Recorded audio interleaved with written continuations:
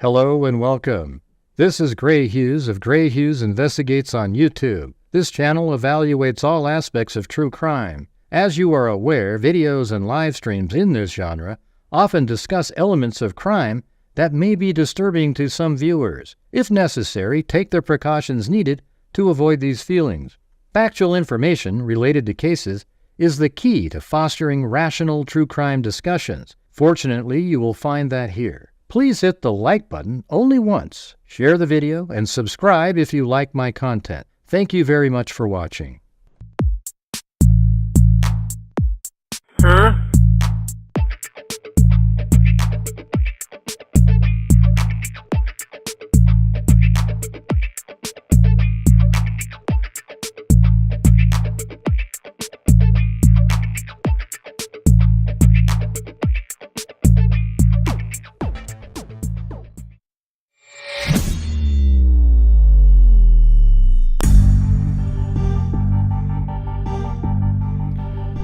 What's going on, freaks?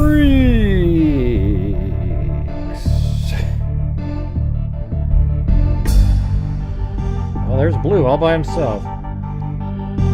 Just chilling out. Oh, there's Chloe. Will she jump up there?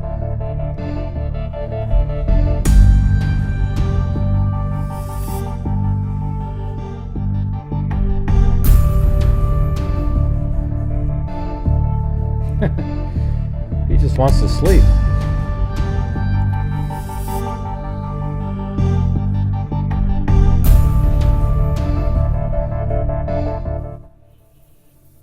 All right.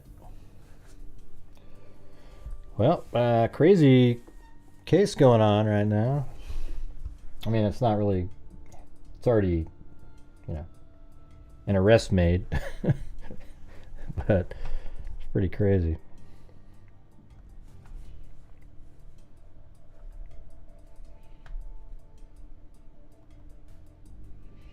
Go over this one first.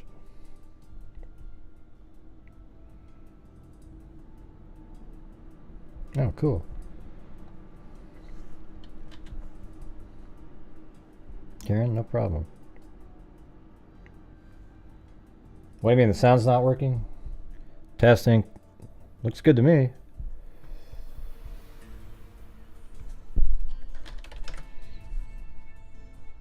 Seems good to me. How about you guys? Cindy's always complaining about something, so I'm just wondering if you guys are having the same problem.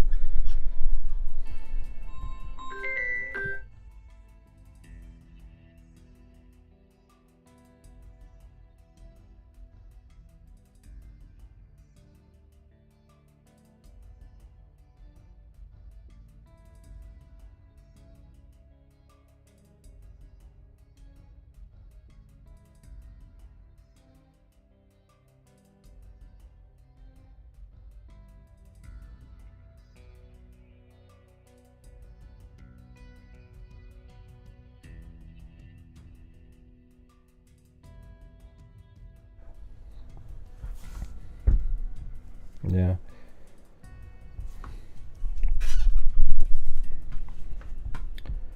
Yeah, I mean, I just turned it off a second ago, but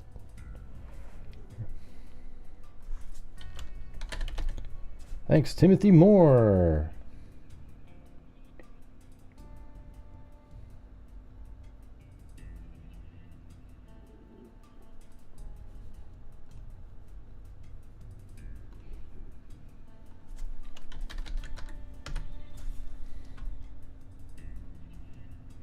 Yeah, everything's good.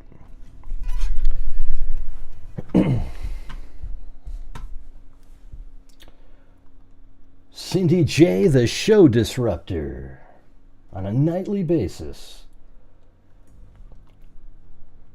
All right, what do we got?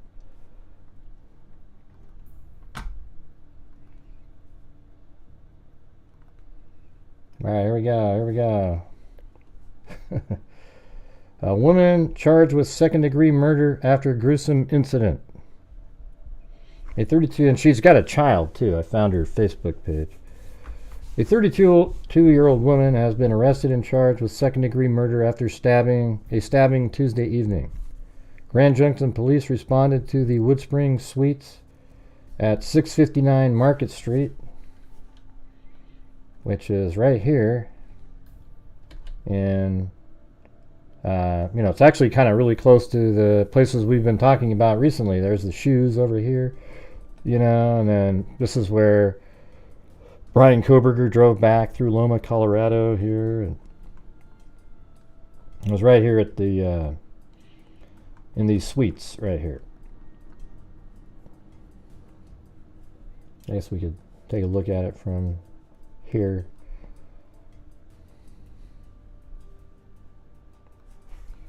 That didn't seem to take. Wow, where did it send me? Like send me to another planet or something.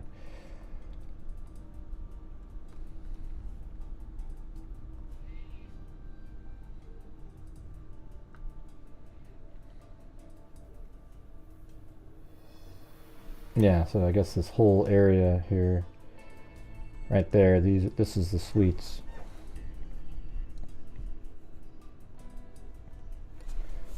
A 32-year-old woman has been arrested and charged with second-degree murder after stabbing Tuesday evening. Grand Junction Police responded to the Woodspring Suites at 659 Market Street just before 9 p.m. on Tuesday for a call about an unresponsive male. According to GJPD, the man was found with suspected knife wounds and was pronounced dead at the scene. Shenting Guo was arrested and booked into the Mesa County Detention Facility. According to the arrest affidavit, Guo told police she and the man had been in a romantic relationship. She thought she was pregnant and was arguing with the man over whether he was the father of the child. During the argument, according to police, Guo said she stabbed the man in the leg. She said she was not trying to kill him, but admitted to stabbing him because she was so angry. The woman also told police she cut off the man's penis, according to the affidavit. So Lorena Bobbitt, part 2, but except this one ended up in a murder. Guo told police the man didn't appear to be in pain, so she went to the city market nearby and bought rubbing alcohol, antibiotics, and beer, but forgot to put bandages, according to the affidavit. Well, you think if after you left, if you left him in a way that, he could do something, he wouldn't have called police or something. Obviously when you went there, he wasn't alive. According to the affidavit, Guo told police at one point during the day the man told her he was cold and might die. So it was like all day long he's suffering. Antibiotics and beer. She said she gave the man some ibuprofen, Propel water, and greens, but soon after his eyes went dull. The Mesa County Coroner's Office is responsible for releasing the identity of the deceased as well as the cause and manner of death. Guo is being held at the Mesa County Detention Facility on a $1 million cash bond. And the victim's name is Dustin Knowles. Let's see what some of the other articles say. Guo was charged with one count of second-degree murder. Authorities responded to a call on the morning of May 14th regarding an unresponsive male. Through the investigation, a suspect was identified and arrested. Shenting Guo, I think she's Chinese, a 32-year-old female, was remanded to the Mesa County Detention Facility and charged with murder. As you can see, we've only got like 122 people watching tonight. So it's going to be difficult. It's going to be a tough one. Yeah. If it's not Sebastian Rogers or the Micah Miller, forget it. According to the arrest affidavit, Guo explained her relationship with the victim to the police, including the romance and accusations of infidelity. Police say Guo stabbed the man in the leg during the argument. The affidavit says she said she was not trying to kill him. Well, what else are you trying to do? The 32-year-old pregnant woman in Colorado is accused of killing her boyfriend, stabbing him, and cutting off his penis following an argument over whether or not he was the father of her child. Shenting Guo was taken into custody on Tuesday and charged with 1 count of second-degree murder while in the heat of passion and 1 count of domestic violence, authorities announced. According to a news release from the Junction Police Department, officers at about 8:50 p.m. on May 14th responded to a call regarding an unresponsive male at the Woodspring Suites in the 600 block of Market Street.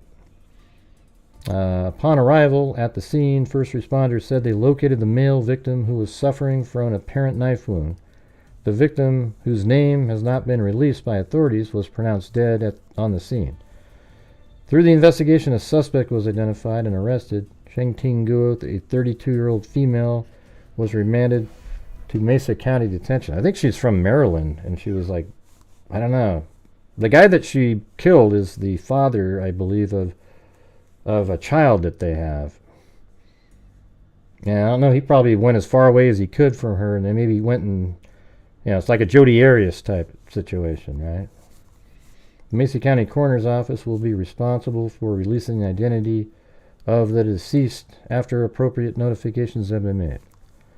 Thanks, Dan H. And yes, you too out there, you guys, if you want to help support the Grant Hughes Investigates YouTube channel, where we cover all kinds of different cases. As you can see, sometimes people aren't really interested in anything other than the really popular ones, based on the number of people who clicked on the link when I went live. So I'm going to need your guys' help to try to reach a goal tonight somehow, but we'll see if we can do it. Thanks, Dan H. Police declined to provide an additional information on the killing, but a probable cause affidavit obtained by Daily Sentinel revealed disturbing details about what allegedly took place. Is there an affidavit somewhere? Man, I want to have the actual affidavit. Don't see it, but let's see if this one looks like it has a little bit more stuff in it. A Colorado woman is facing murder charges after allegedly cutting her boyfriend's penis off during an argument. On Tuesday, May 14th at approximately 8:50 p.m., officers with the Junction Police Department responded to a Woodspring Suites. The woman, later identified as Shenting Guo, 32, believed her boyfriend was dead but couldn't provide a reason why, according to the affidavit. The dispatcher said the woman was hysterical while she was giving CPR instructions. When officers arrived at the hotel room, they saw a bed with a large amount of blood smeared on it.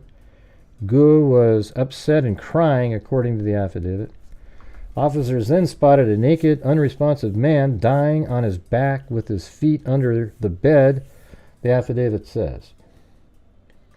As the officers were performing CPR, they noticed the man's penis appeared to be cut off. It says the man was suffering from apparent trauma to his genitalia. EMTs noticed stab wounds to the man's leg, but didn't know if it was recent. How do you not know that? I don't really know how you don't know it's not recent. Thanks, Olivia, Wendy Van Rokel, and Linda Howe. The man died and was pronounced dead at the scene. Officers found Officers found a severed penis in the trash can inside the hotel room bathroom. Jeez. Guo was arrested and charged with second-degree murder. I wonder if he was sleeping or something at the time. She remains held at the Mesa County Detention Center. Guo spoke to one of the officers when he went to wash his hands in the laundry room of the hotel. She allegedly told the officer to arrest her now, explaining that the man was her boyfriend, fiance, husband, the affidavit says. She allegedly claimed that she and the man had previously gotten into an argument because he wouldn't let her go to sleep and that she had threatened to stab him. She said she stabbed the man in the leg that morning, the affidavit alleges. The officer arrested Guo, who continued speaking to authorities after she was given her Miranda rights. She allegedly told a detective that she thought the man got her pregnant again, the affidavit says. They argued earlier that day over whether he was the baby's father, according to the affidavit. While they argued, Guo said she stabbed the man in the leg. She said she was not trying to kill him, but admitted to stabbing him because she was so angry. She said that she cut off the man's penis, the affidavit alleges. After that, she said she didn't think the man was in any pain. Probably he was in shock and dying. He wasn't probably, half awake. So she went to a nearby store and bought rubbing alcohol. Boy, that would have felt good. Antibiotics and beer, the affidavit alleges. She said she forgot to buy bandages, the affidavit claims. Thanks, Allie Cake. As the day wore on, the man said she felt cold and feared that he might die. She gave him ibuprofen, water, and greens.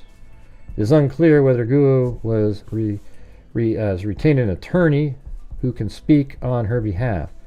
She is scheduled to appear in court on May 22nd, according to online court records. Authorities have not released the victim's name. That's some crazy stuff right there. I like to get the affidavit in that one.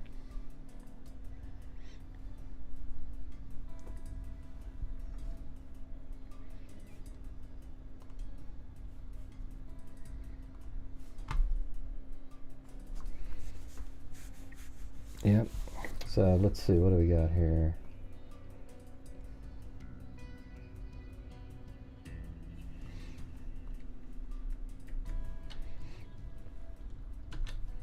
Yeah, the Dustin Knowles, he lived right over here in this house.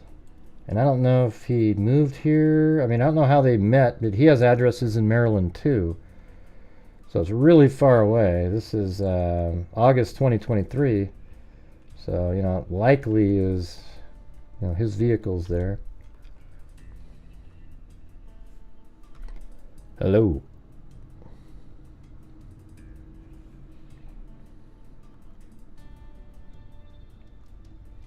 And here's her Facebook page. Look how creepy, like Jodi Arias right out of the gate, right? Look at those eyes right there. Can you believe that? And I think this is the guy right here. That's him.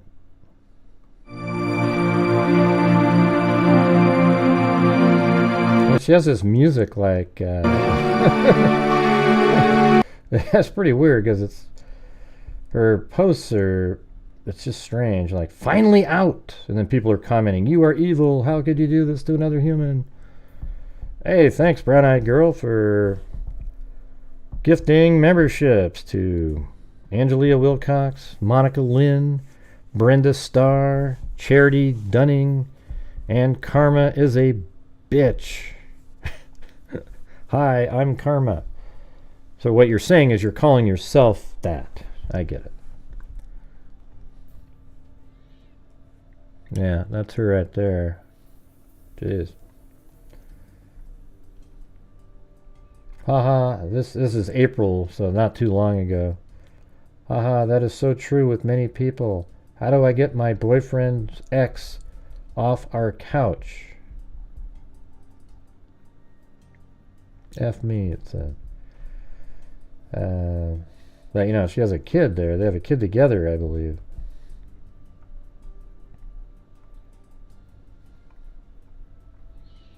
I'll never forget the first girl who was my real best friend.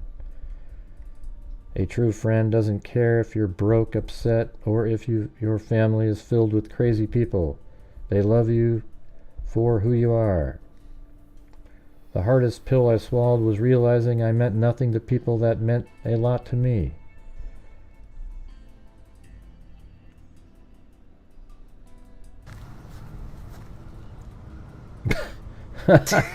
I guess that is kind of funny there. Beware of dog, and it's a big smiling. Okay. That actually made me laugh for some reason. Anyways, so that's her there. Looks like that might be another picture of them.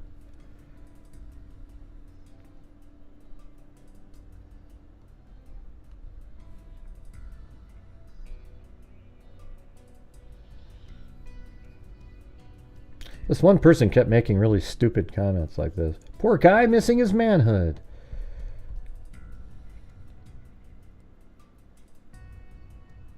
Yeah, I mean, it's just stupid. There's so many stupid people that end up posting. Why do you bother?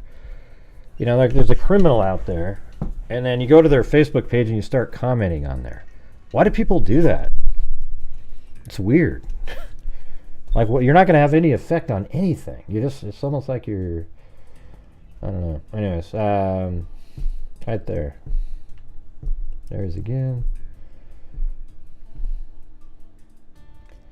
Missing these days when we were actually happy. If I knew it would turn out like this. This is March 8th. If I knew it would turn out like this, I wouldn't have had a baby with him. Wow. Isla is a blessing to me, though, and it's whom I can finally love unconditionally. They took the music off of these videos because of copyright, but I thought it was original music. Well, it at least still have the pictures. Thanks, Ivan Victor. Yeah.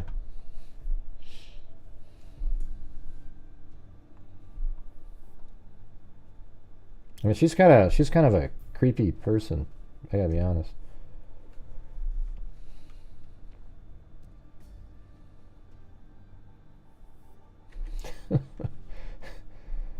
Yeah. Earlier moments with Dustin. So, like, things weren't that great, but she's posting stuff. Like, you know when you break up with somebody, you don't make videos like this. You don't do anything. Like, she's making videos, you know, earlier moments. I can't stop buying her things. Okay. That multiple boy BF thing below was probably just a prank. Okay, I think I've been sleepwalking. There's no way I'm dating so many people at once. First of all, it's cheating. And second, how the heck did I even have time to date all of them? I don't remember any of them or being out with any of them. Plus, I've never been out except to take care of my daughter. I didn't post their real pictures for privacy reasons. Some I didn't post at all. What does it say? Calling somebody your love isn't the same as dating somebody. And then she started making, like, that's her ex, and she's making these kind of character, there's probably an AI thing. And then now she's saying, my love, love you most.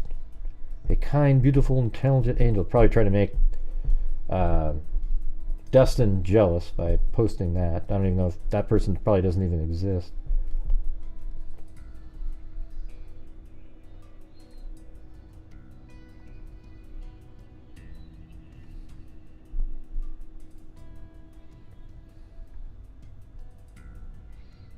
This was beautiful grandma. So that's probably Dustin Null's mother, I would imagine.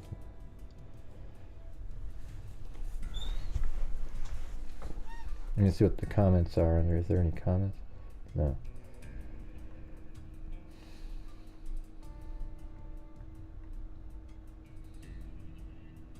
More of me, X'd if you want one. I promise never to share unless you want to. What y'all kids talking about? Blah, blah, blah, blah, blah. I mean, she posts a lot. I mean, look at all these posts. I mean, this is like... David Arnold gifted a membership. Thank you.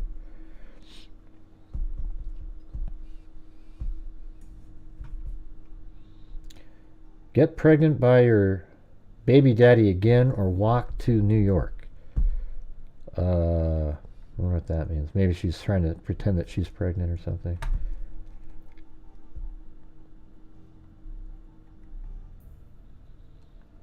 I was 27, and Dustin, so there she's actually mentioning his name. I was 27, and Dustin was 34 when we got together. A 7-year gap. I was old enough to give consent, but this drives me crazy. Oh, so he's going to jail for being with somebody 2 years younger than him? I don't know. I'm actually just on that topic myself. I think the same. Like, I think if somebody's 17 and they're dating somebody that's 15 in high school, and then all of a sudden that person turns 18 and the other girl's 16, now it's illegal, you know? It's like kind of weird, you know? There's got to be some kind of a rule there. But that has nothing to do with this. It's just a topic that they were talking about.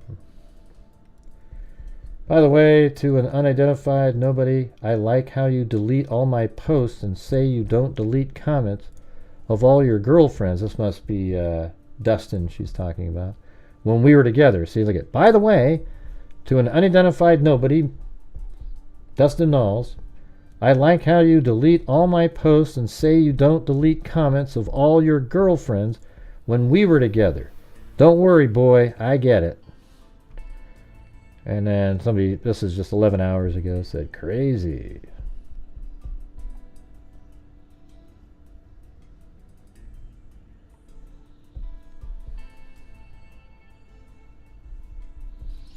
Yeah, you remember that, Ivan. It was just totally normal because they're all in high school. It was like just high schoolers.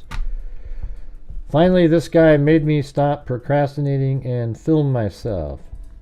I don't ever use filters and no makeup. Anyways, now I have to share his ingenious idea. Sorry, it was only supposed to be for you, baby. But looks like it's been a while since I posted a video of myself. I'm so obsessed with filming. Oh, hello. This is... She's a pretty strange person, just in general. Why was he ever with Oh, her? hello. This is Alyssa, aka Shenting. Right now, it is February 28th at 10:08 p.m. Boats and hoes! What a fantastic video. Good work on that.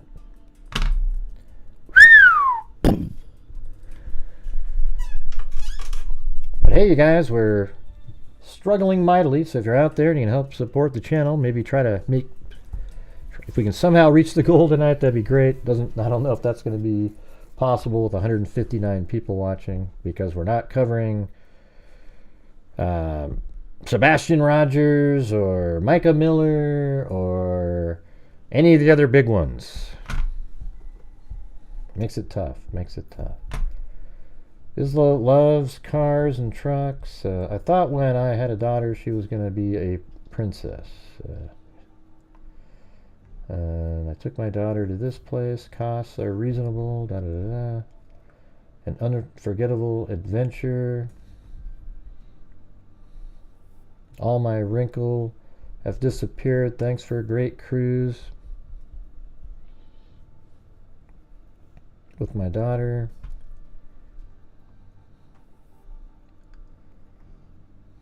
Sorry, who are you? You've got the wrong number. If your ex texts you, I love you, I want you back, what will your reply be? I doubt she would say that. She seems obsessed with the guy.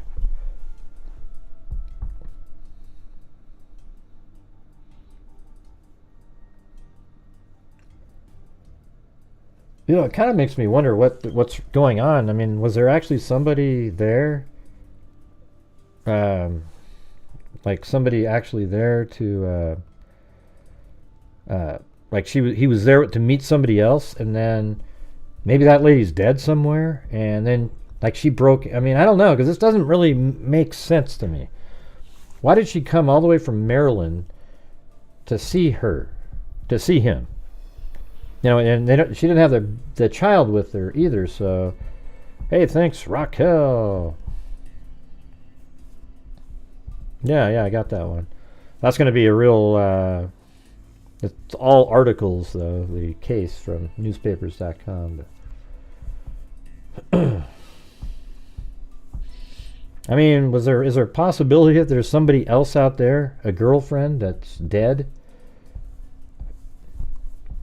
I mean, it's just kind of strange. I mean, why would he want to hook up with her in, like, California if he's already out there and he's dating other people? I don't know. And then they go to a hotel and, you know, almost feels like he was supposed to meet somebody else at the hotel.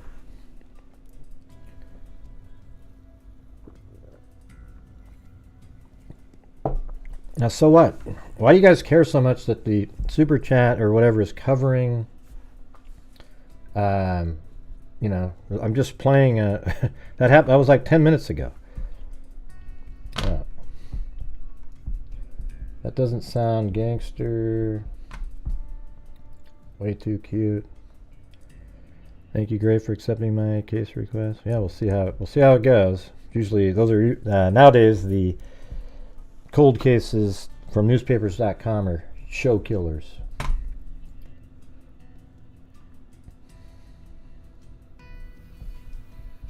I mean, she just posts all the time. I mean, we're just in February here. Pretty fun to watch. I know my daughter loves me because she protected me from being yelled at by my dad by jumping up and down, covering his mouth. That was actually a while ago. Can't believe she's already in preschool. I finally got... What kind of a weird post is that? I mean, think about it. It's so childish. I know my daughter loves me because she protected me from from being yelled at by my dad. That's like a little kid would write that. I finally got the strength to walk away and block Dustin completely. He is not worth our time. I actually finally feel freer and happier. See, this is what this is just like. It reminds me of Jodi Arias, actually. I think she has this is what I was saying earlier. You know, this is it's just like that, you know. Except in this case, there's even a kid they have between them. And it's Jodi, Cindy. Yeah.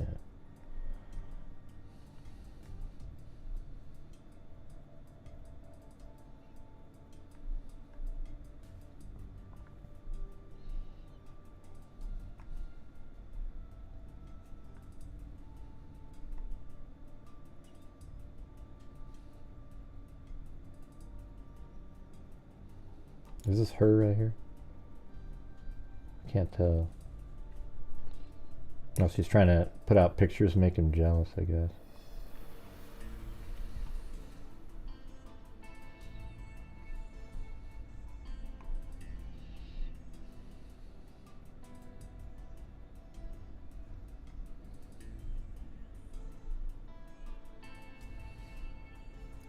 I could have recorded all Dustin did, but he'd always strangle my phone away, throw and jump on it until it broke, saying you're not going to get me in trouble. I couldn't even call 911. He wouldn't let me go to work unless I used makeup and long sleeves to hide what he did. Now she's gonna, again, just like Arias. The makeup didn't hide it completely, so he said I'd have to tell my boss and coworkers. I got hit in the face with a baseball, or I have to quit my job. He'd pee, vomit, and poop on the door then use my... Oh, Jesus. Okay, this is... We got to read this one. Here, you know what I'm going to do? I'm going to play it in the an app so I don't have to read it.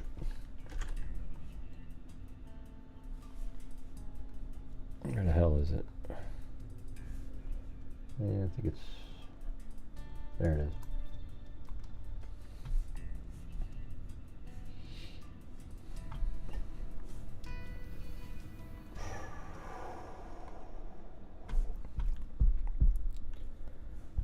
Where the hell is the program?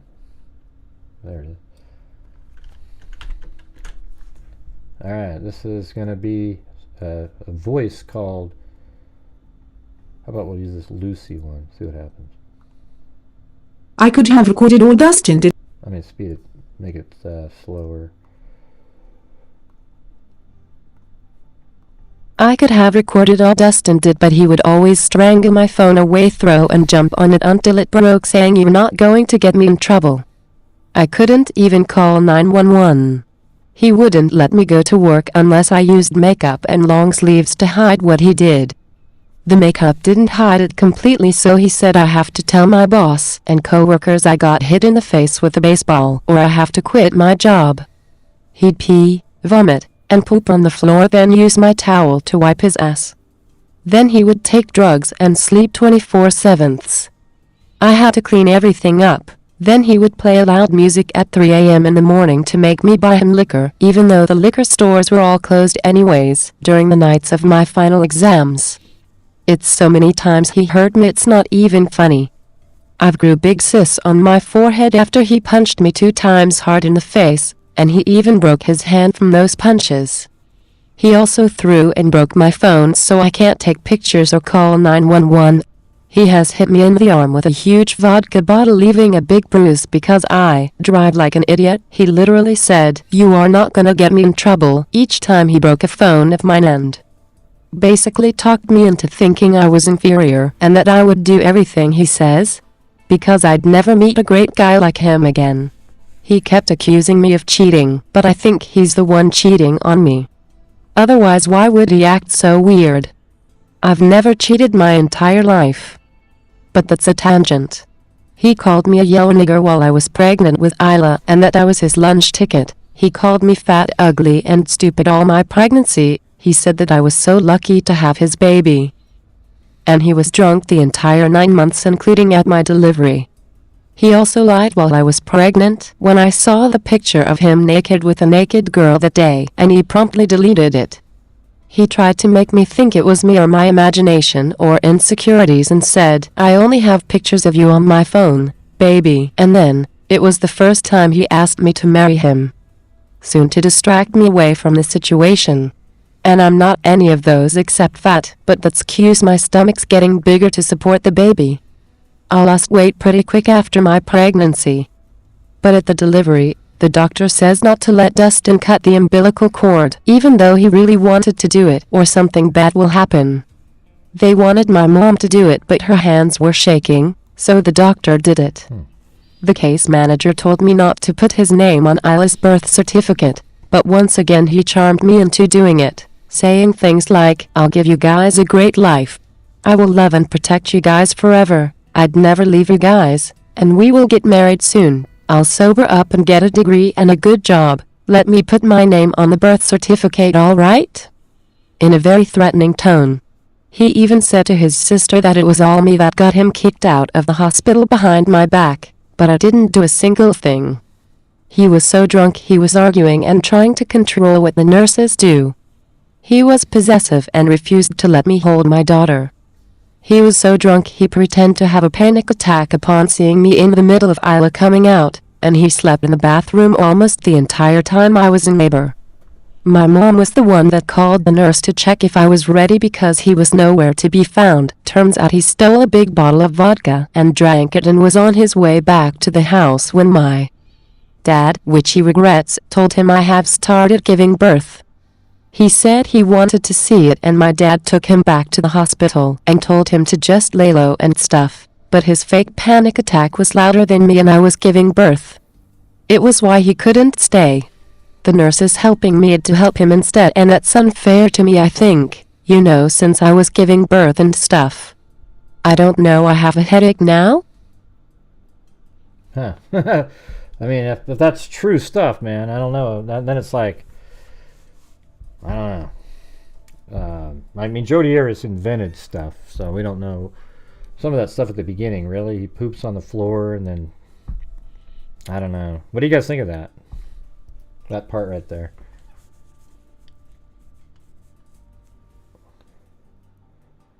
Yeah, and also nobody would do a, like, hey, don't let him cut him the umbilical cord. What doctor would say that? I mean, how would they know? I don't know. And some of that stuff sounded like, I don't know. Jeez, I have no way to judge her at all. No way. That's pretty crazy though, right?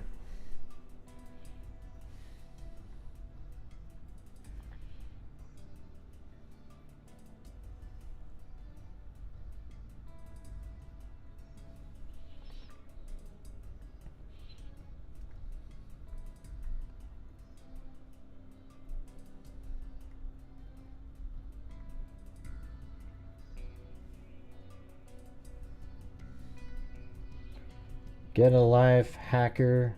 I'm not married. I can't edit my profile anymore. Can only post status updates, vids, and pics. Leave me alone and stop harassing me. So maybe she's implying that Dustin is the hacker.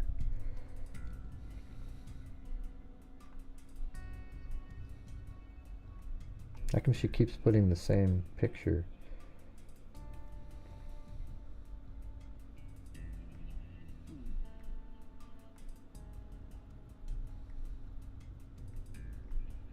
I mean, what's weird is these are still in February. I mean, she posts like every 5 seconds. Now, every 5 seconds she's making another post. I mean, it's crazy. February 4th. February 4th.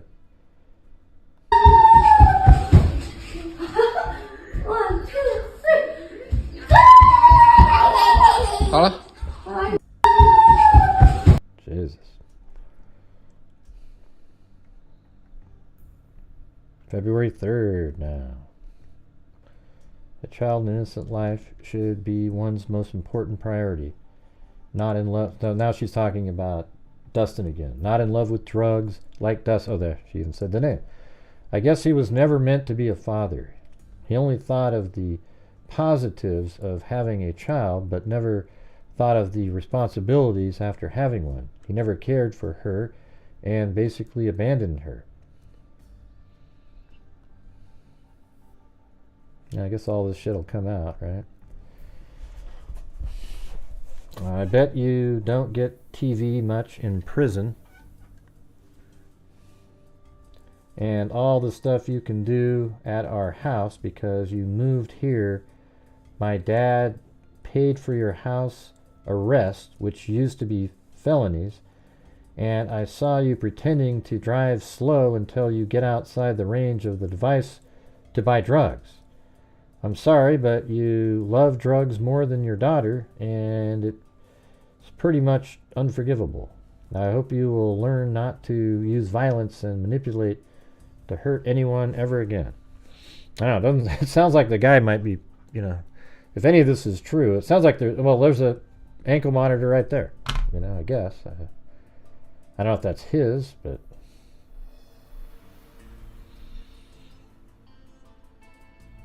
I mean, that doesn't give you the right to chop somebody's unit off, but... Hey, thanks, J Case. New car, caviar, 4-star, daydream. Think I'll buy me a football team? What's up, freaks? Here, I gotta turn on the... I want to hear it. I want to hear it pronounced.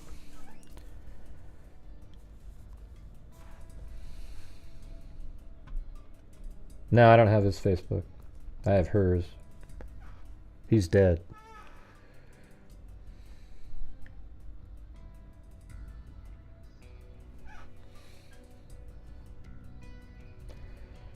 I could have recorded all Dustin did, but he would always strangle... Oh, we already read that one. So I guess she repeated that again.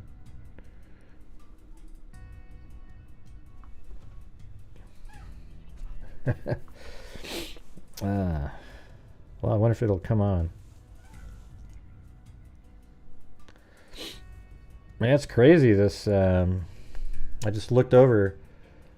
I was just looking at the screen. The Mavericks, Dallas Mavericks, were down by like 16 points, and they just all of a sudden they're now up 3 with about a minute to go. It's crazy.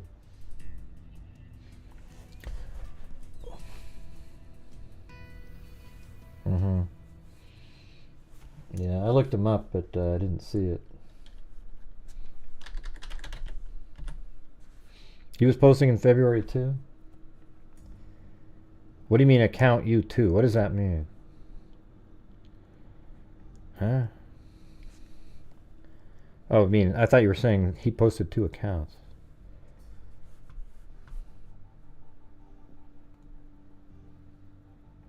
Do you have the account, True Sleuth? You can send it over.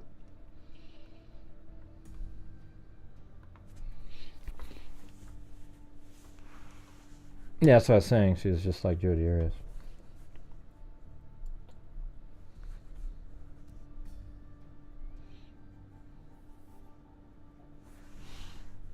I mean, it probably, his name's pretty unusual, so should be pretty easy. I just was looking at her since she's the killer, you know.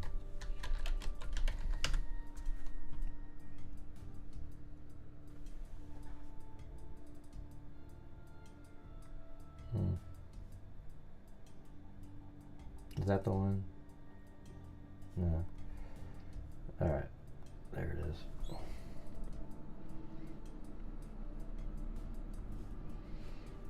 So that's his right there? Okay.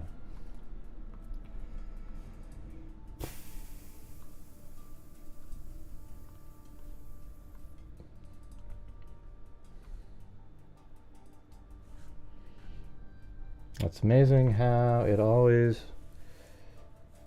the guilty one that says, I was never a part of this, I don't know him, etc., even when it's clear as day they had something to do with it or encouraged him based on all the evidence. I ain't afraid to post about your so-called circle, and if it's not true, why do I keep getting all these messages and threats?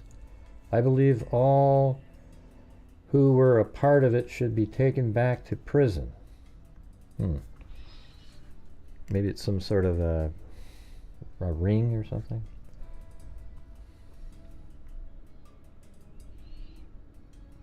Okay, so this is right around the same time. Stop trying to reset my password. Stop resetting my password. You are crazy. Stay off my shit. Yeah, see that? It's like Jodi Arias, right? I guess it didn't. I don't know why it didn't play the J Case super chat, but I turned it on. But thanks anyways. It would have said new car, caviar, star, daydream, think all, buy me a football team. What's up, freaks? Hey,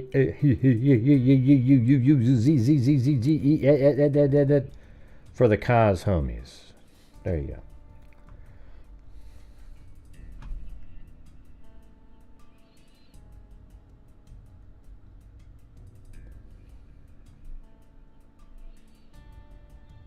And that must be him after the baby, maybe? Holding it. Glad you still remember her birthday. Do you still love her, Dustin Knowles? See, that's like a stalker kind of crap right there. Look at that. He comments under his post. You guys even there? Man, it's just dead as a doornail again. Let's see. Well, I think that's... And before that, maybe there's some more in here. Yeah. So who knows what the reality is here. I mean, he even still had pictures of them together. And there's one right there.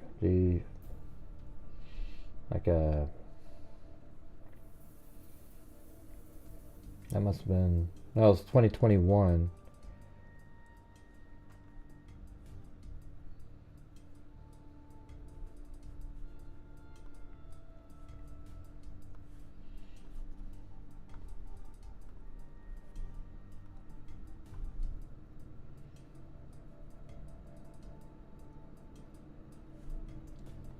All right, let's see what this one says.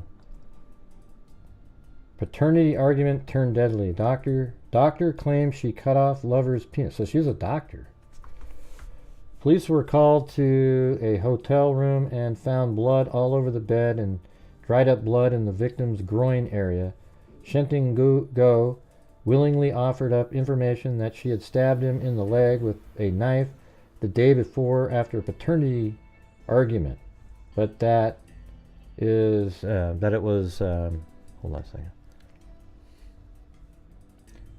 was unintentionally. She had gone to purchase ibuprofen and Band-Aid. Just let me get through this. You keep popping up on my screen, Truth Sleuth, because I'm trying to read this. All right. Guo, trained emergency room nurse, pharmacy assistant, and doctor of pharmacy, claimed she forgot to buy bandage and didn't thought of calling the ambulance after stabbing her lover in a hotel room. She had gone to purchase ibuprofen and Band-Aid for the wound. She found him unresponsive and proceeded to cut off his penis with a different knife. In an effort to wake him, the cops believe that in an effort to wake him. Just a second. The cops believe the woman's story and drop a murder charge to second degree. Wow. Who was a trained emergency room nurse, pharmacy assistant, and doctor of pharmacy, claimed she forgot to buy bandage and didn't thought of calling the ambulance. Well, to me, it just seems really obvious that something else was going on there. You know, but there was a lot more going on. I mean, she's not even. You just look at it like he's there, and then he spends all day there, and he can't make a phone call. Obviously, there's something bad that's going on. Right? Like, she's not. When I say bad, I just mean like she's not helping him. It's ridiculous. Well, I know. I found her on LinkedIn earlier too, Truth Sleuth. It's not really that big a deal that she's on LinkedIn. You know?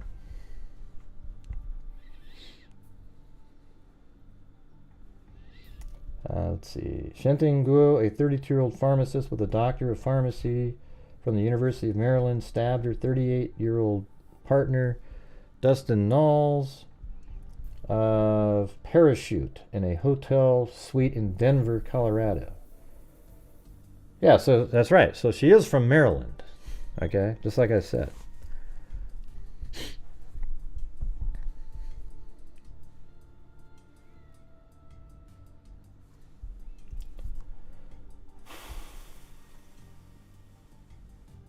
At 5:09 p.m. on December 30th, deputies were called to a disturbance in Battlement Mesa. Dustin Knowles of Parachute was arrested and jailed on charges of first-degree assault, child abuse, and domestic violence.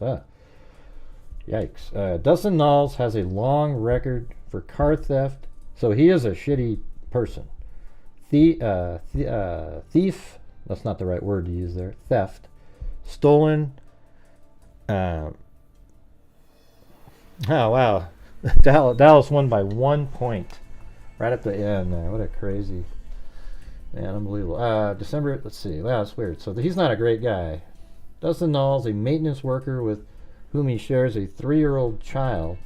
Dustin Knowles has a long record for car theft, stolen credit card, and deception, assault, and child abuse. At 5:09 p.m. on December 30th, I guess just this last year, deputies were called to a disturbance in Battlement Mesa.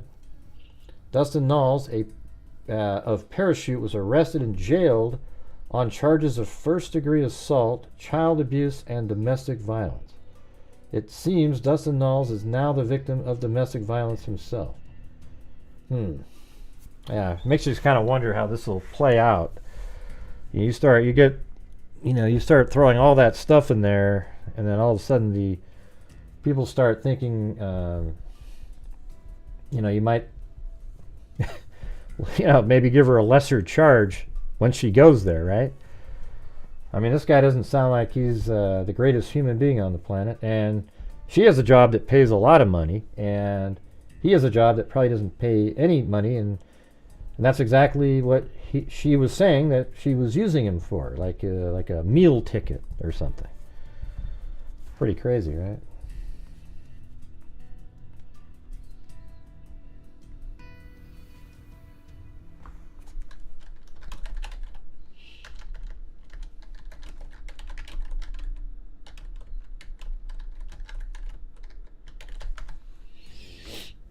Yeah, let's see. Yeah, so it'll be interesting to see what happens.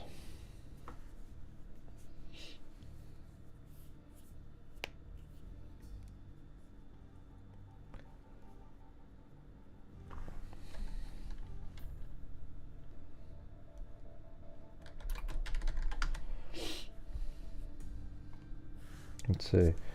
Probably second degree. Well, it's second degree now already. That's the thing. It keep commenting over and over again that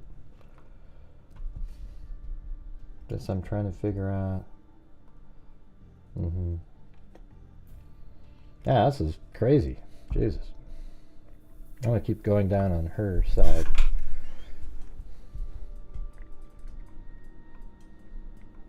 I mean, she just posts like every second of every day over and over and over and over and over again.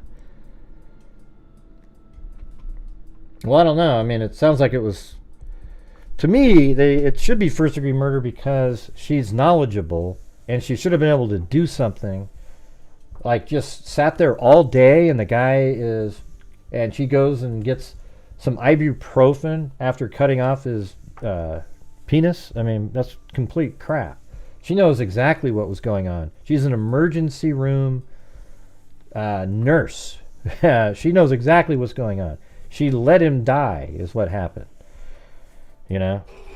She did that intentionally. So I think there's a certain point where it becomes first degree murder, right? But at the same time, you're kind of wondering what the dynamic was there.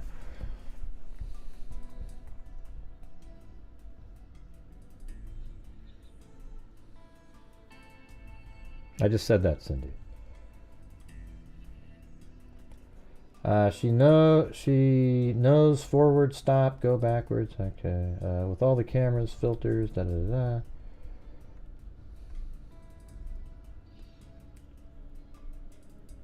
We paid for his house arrest, got workout equipment for him, bought him the most expensive nutritional and workout supplements, and let him live at our house without paying a penny. And not only that, but we keep giving him money. But who's we? But his repayment is to punch my dad in the face. I'm really upset that he became like that. Who bought the, oh, so the dad maybe helped. Who bought the workout equipment for you?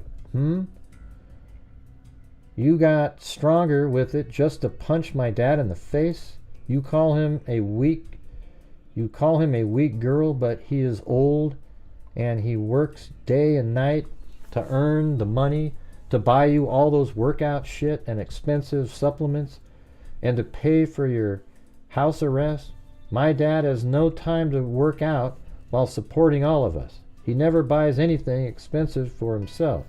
He literally wears $3 clothes so we can buy more for ourselves. I'm sorry, but you're not cool. I'm sorry, but you're a monster. If you have PTSD, I have it worse than you, or worse than that. Wish you'd stop playing the victim for once. And please return the $10,000 you stole from me to sell the meth in Montana. I might really file a claim. His sister may say that she has give me money, but realize that you were the one who used all the money. I never spent a penny of what your sister tried to give me. Yeah, I mean, yeah, I mean, it sounds like she's obsessive and he is a psycho. It was like a total disaster waiting to happen. But hey, you guys, we're struggling mightily tonight, so if you guys can help support the channel. I know this isn't one of the big cases. We only have 200 people watching, but if you're out there and you have the ability to support the channel, that'd be great, so that we can cover these types of cases when they arise, instead of when I cover the cases it's like it's weird. It becomes sort of a punishment to cover cases that aren't popular. And I think this is just as interesting as any of the other ones that are out there. Let's see. I kind of want to go back to the December time frame.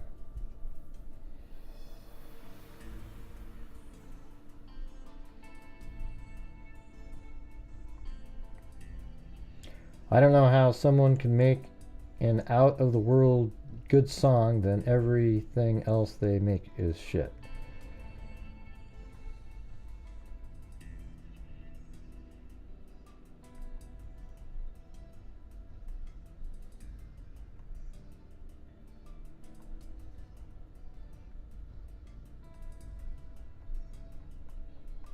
Man, she just posts and posts and posts and posts and posts. Man.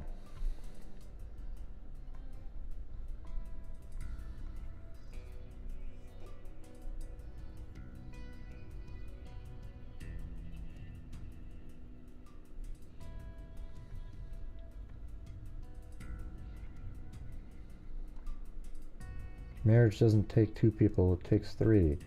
You cannot have a good marriage if God is not in the center.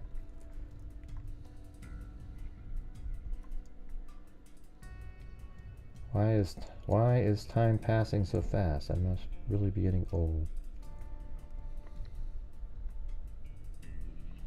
I mean, it's like nobody even sees any of these, you know? Nobody's commenting. And she probably posts just for him to see, because nobody else is watching or reading them. There's no comments on almost every one of these. Later ones, anyways.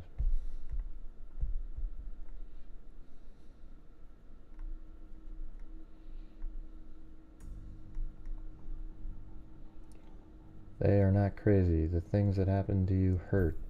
The things that they said that broke your heart. Why am I stressing over someone who doesn't even ask if I'm okay?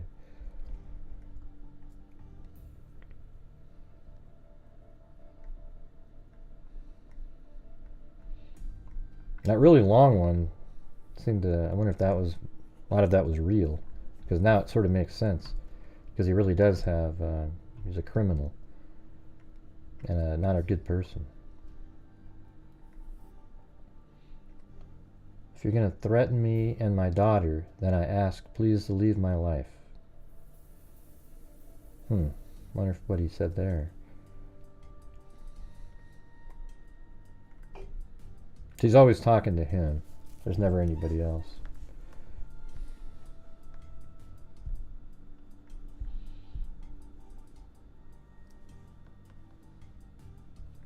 We finally got the citizenship, so he doesn't need Haley anymore. Whatever the hell that is. Oh, he's from Canada. Bieber. I don't know.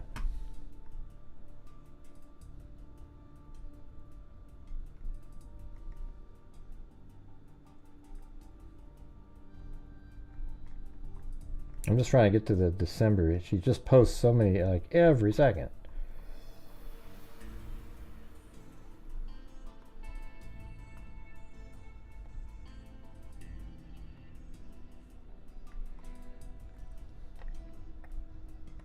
So you kind of wonder how it came about. How was she able to, you know, and have a situation where she's able to chop it off, you know? Doesn't make sense.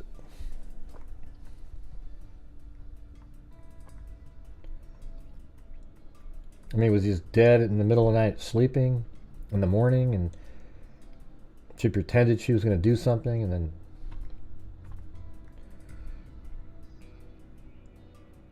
I was sent this, Dustin's knife, you know, since felons can't get guns. Huh. That's interesting. I wonder if that's what she used. I was sent this, Dustin's knife, you know, since felons can't get guns. Well, who sent it to you?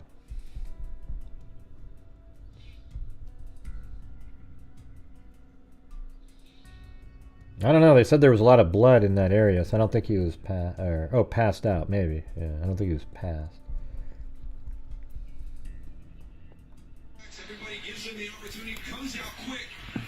You get it all? You get it all?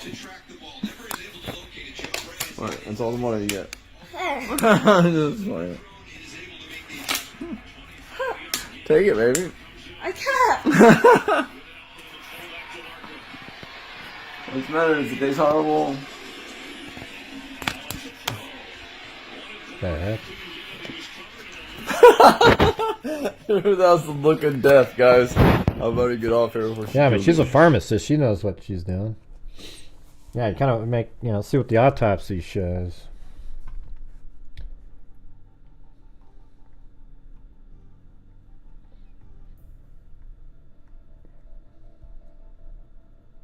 So this is back when they're likely like still hanging out. All their posts and everything. My dad paid for his house arrest and bought him a car. How come he's had the same post again? And he punched my dad in the face. He's so ungrateful. He also stabbed my dad's tires while I was pregnant. We could have gotten in an accident or hurt the baby. I don't know. Do you think all of that's true? Or, I mean, it could be.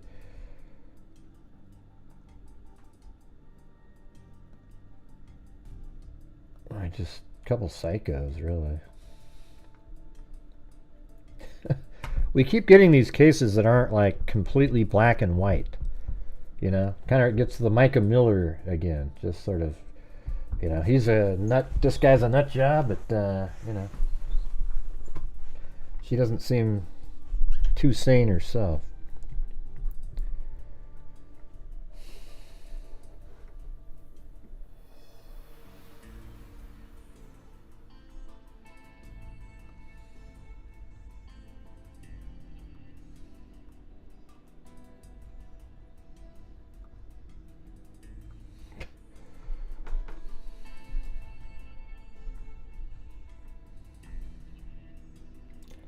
Is this Dustin? He says he is. This is from a couple weeks ago. Doesn't seem like it's from his voice clip, but maybe I have a domestic violence protection order against him. Like they're hanging out, but they have these domestic violence. You asked for proof before I sent my voice, which means other people have been pretending to be me. The voice I hear from the recording you sent is different from the voice of Dustin. I've lived with you for around 5 years. I'd know what you sound like if you're Dustin, I mean. I could be wrong. I could be hearing wrong. You don't even know what my voice sounds like because all you do is shit talk about me constantly. See, Dustin wouldn't say shit talk, but maybe you just started using it. The protection order. The case is also closed. Nothing left to say. So I'm guessing this means you want me to start swinging by or something. Go ahead. It proves it's you. I'd never report unless I feel threatened. Unless you really do hurt me, you were trying to kick the door open. So this whole time, there were also other people pretending to be... other people pretending to be, though. You know your voice. Know your voice. I can hear that time. It's recorded, but I don't want to do any more court stuff. You asked for proof before I sent my voice, which means other people... Okay, this is out of order, I guess. Does this, like, go way back over here? Huh. So I guess it's, like, way over here.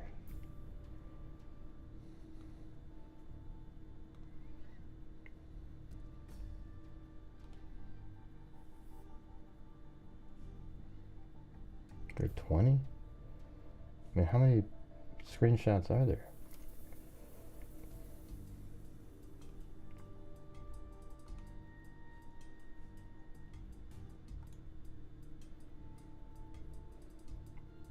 I don't know how to figure out how many. I guess it says +3. So what does that mean? There's like 1, 2, 3, 4, 5, 6, and then 7, 8, and that's the same as the first one again.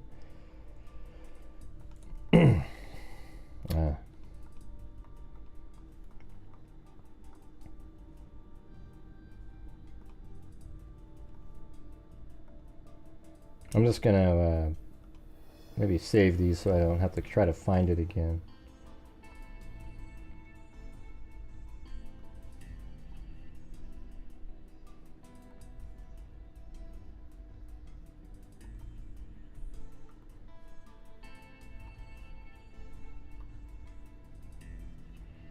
Thanks, Alley Cake. Man, it's like a ghost town in here. Let's see.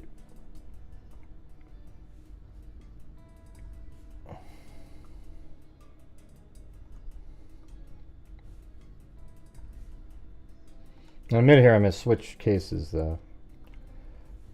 Seems like there's a lot of stuff to dig into on this one. Try to figure out what the hell's really going on.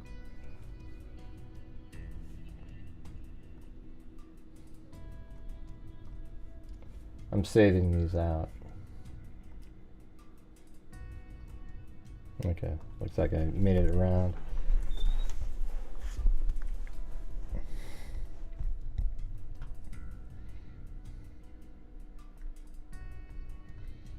And we're just barely in December here.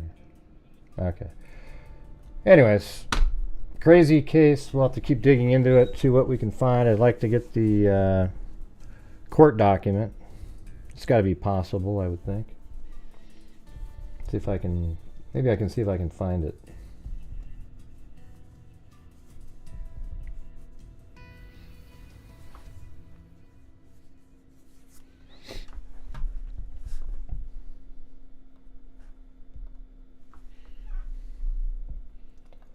All right, we're now going to switch over to a 1986 case of Sheila Carter and Jodi Ragsdale. We'll see what we think of this one. Thanks, Paulette Leonard.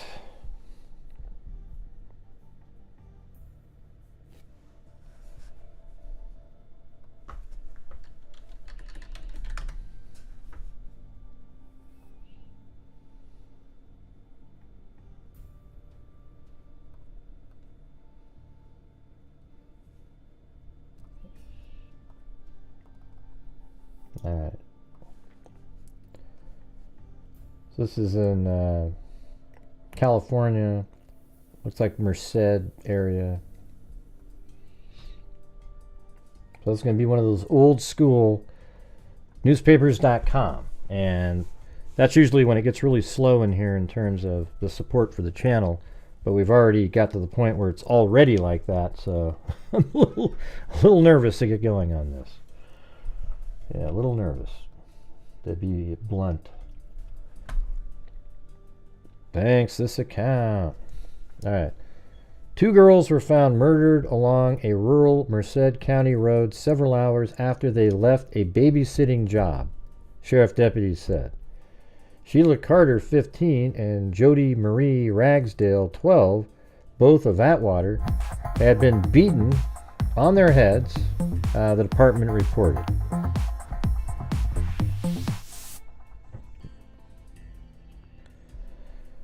Thanks, this account.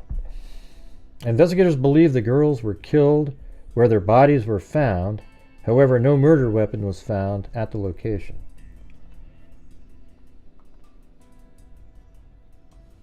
And here they are right here. Sheila Carter and Jodi Ragsdale. Death remains a mystery. So I guess there's 2 articles on this one. Let's see. There were a lot of tears, hugs, and hand-holding Monday at Atwater High School and Mitchell Senior Elementary School as students, teachers, and staff tried to cope with the tragic death of Jodi Marie Ragsdale, 12, and Sheila Carter, 15. The joy and anticipation that would normally accompany the last week of school before Christmas vacation has been replaced by grief and shock. The 2 girls were found dead from severe head wounds early Saturday morning along a country road near Cressy. According to Merced County Sheriff's Department, reports they were last seen at 1:30 a.m. Saturday when they left an Atwater home where they were babysitting. All right. The Sheriff's Department... Hey, thanks, Jessica Schubach. Appreciate it. The Sheriff's Department's investigation into the deaths of Atwater girls has not yet yielded any new evidence. A team of investigators working around the clock is still talking to people, trying to piece together the whereabouts of the girls between 1:30 a.m. and 9 a.m. No suspects have been arrested. Sheriff's Department personnel have been going through the regular investigation process, said Hammond. Investigators have searched the barns and fields within several hundred yards of where the bodies were discovered, trying to find clues, he said. Detective Lieutenant Don Klein and said Monday night the department has received numerous unfounded tips.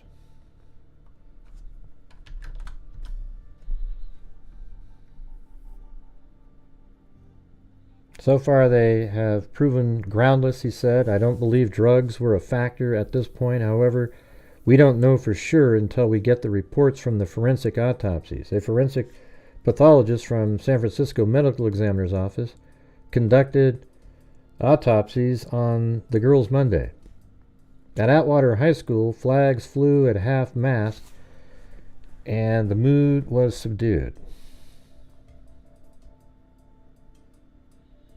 It says right here, although they said Carter and Ragsdale were 3 years apart in age, the difference didn't matter because the pair were longtime friends who met at Aileen Colberg School and Atwater Elementary School. Carter's sister Angela is a 7th grader. So let me go back to the first page. So I think the other one's more of a factual. Faye Ragsdale sat at the foot of her bed looking at the heart-shaped gold locket and chain in the brown gift box that her daughter Jodi would have opened Christmas morning. The necklace was given to her Sunday by Michael Jensen, Jodi's boyfriend of 4 years. Jodi was found dead the day before. Jodi Marie Ragsdale, 12, and her friend Sheila Carter, 15, were found brutally beaten Saturday morning on a rural road near Cressy. Their bodies were within a few feet of each other along the shoulder of, let's get that in there. Campadonica Road near Alvis Road. Okay. Let's see. So I'm going to put that in there.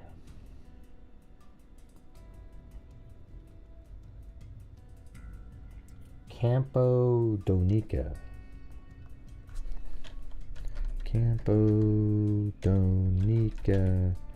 Road and Alvis Road. Yeah.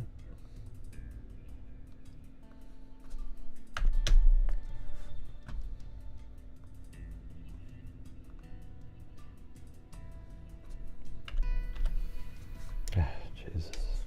Come on.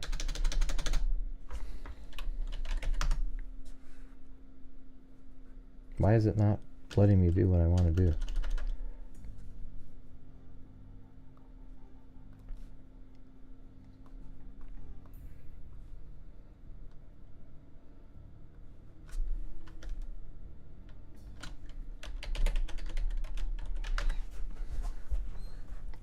Well, here's Merced.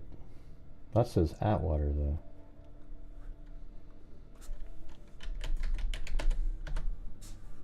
That's right near there.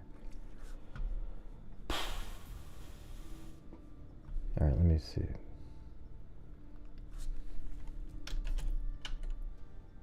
Mbodonica Road. Okay. So there's that road. Oh, and I think I've already got that. Right? Is that, why do I already have this?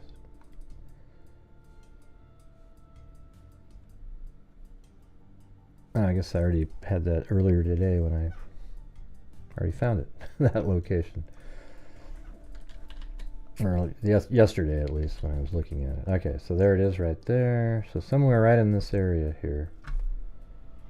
But it was near Alvis Road. That's Alvis, but it was on this road, so it's probably more likely like around here, something like that.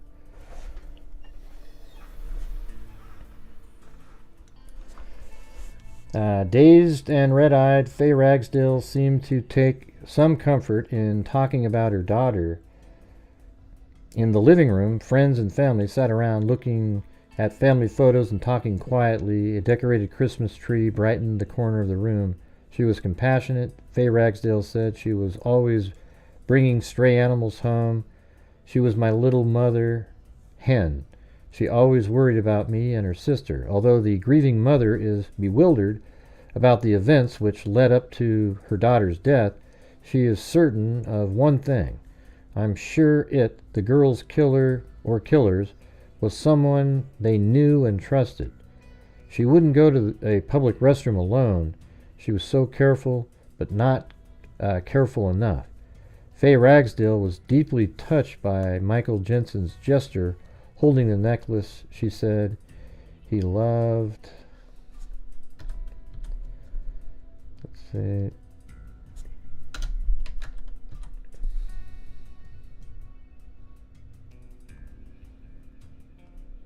He loved very much the necklace. His little world just revolved around Jodi.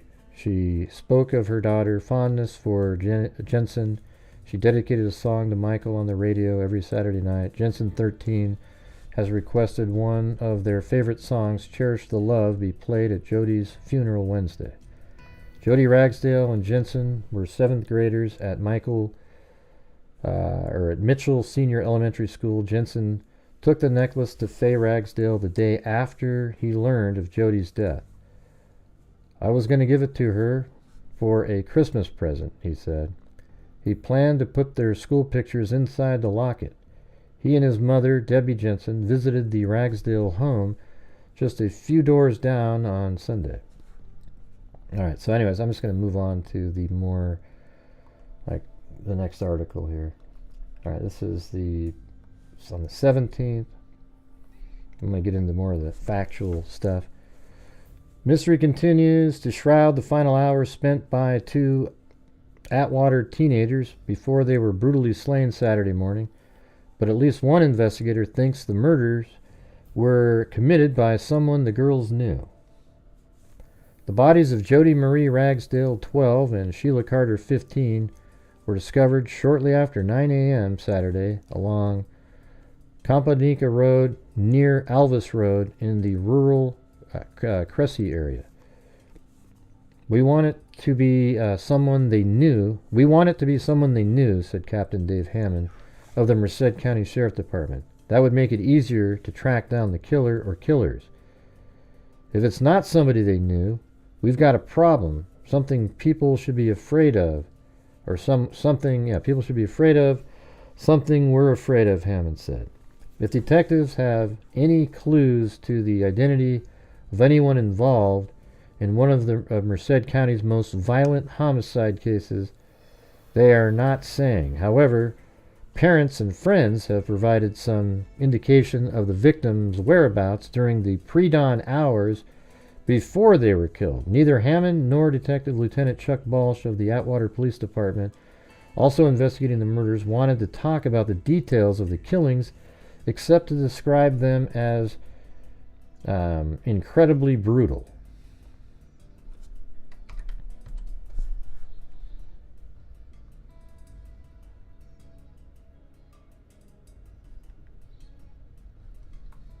I think that's the one at the top.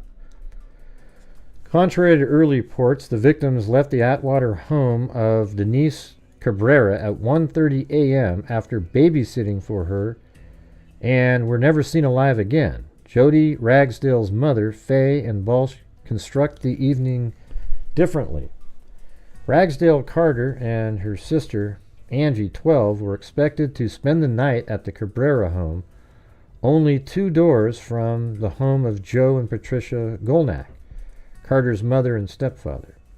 Instead, after Denise Cabrera returned home and went to sleep, they found her keys and borrowed her car, according to Faye Ragsdale. About 3 a.m., they showed up at an all-night service station in Merced, where Steve McCarthy, a friend of Carter, works.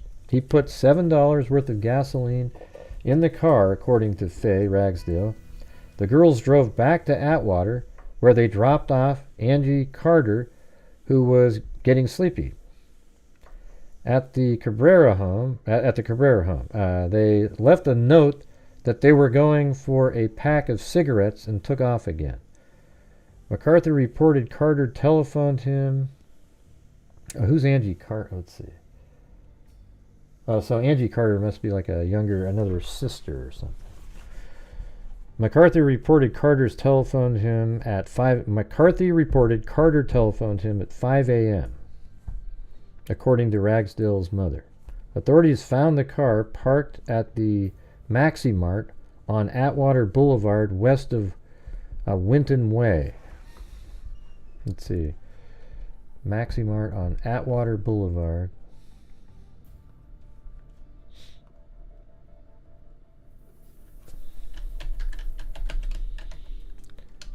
Hey, thanks this account.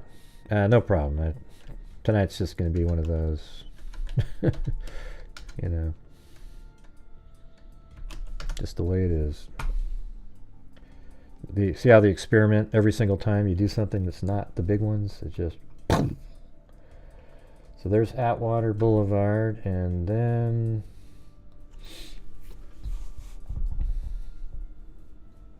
west of Winton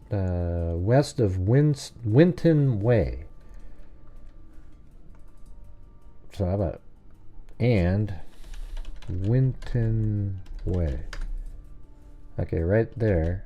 So so there's a mart, probably, maybe that place right there, maybe right here even. What'd they call it? A Maxi Mart?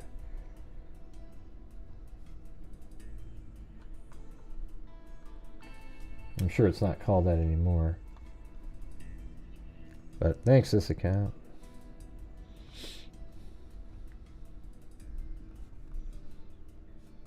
Yeah, I bet you that was it right there. One of these buildings right here. That's a car wash. I bet you it's that one. So we'll just call that the Maxi Mart.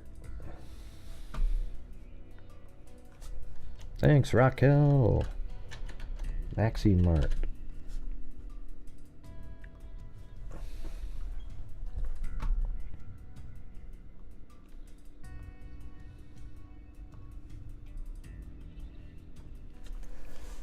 All right, Ragsdale mother, by prearrangement with her daughter, telephoned her shortly after 8 a.m. at the Cabrera home to wake her up for Saturday school at Mitchell Senior Elementary, where she was serving detention. Denise Cabrera told the mother the girls were at the Golnack residence. Faye Ragsdale called the Golnacks, who, after finding the girls were not asleep at their house, called police. An autopsy has been conducted at San Francisco Forensic Laboratory, but complete results, including whether the girls were sexually assaulted, is not expected until Friday, according to Hammond. The embankment where the bodies were found was not your typical scene of a scuffle, he said. But we believe that's where the killing took place. Both Hammond and Balch say they are not suspects and no good clues. Everybody's been checked out, said Balch. There are a whole lot of inconsistencies right now. Both departments have been getting all kinds of tips. We've been told it's everything from unrequited love to a mafia hit contract, Balch said. God, wow, they had the same wacky conspiracies back then, too. He speculated the weapon might have been anything from tire iron to a hatchet. I have a feeling it was somebody they knew, he concluded. I don't think it was just a thrill killing. Sheriff detectives have located and impounded the vehicle the girls were last seen in, but declined to say if the car yielded any clues to a motive for the crime or the girls' whereabouts. Atwater detectives, at the request of sheriff detectives, recovered the contents of Carter's locker at Atwater High School, where she was a freshman. All right. Oh, wait, was that the page 2? That's a different one.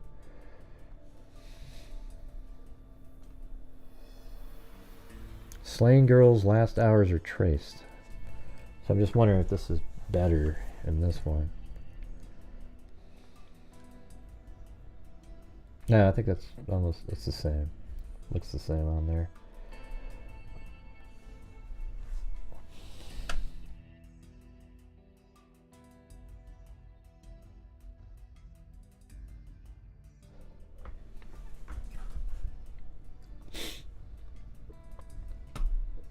What's going on?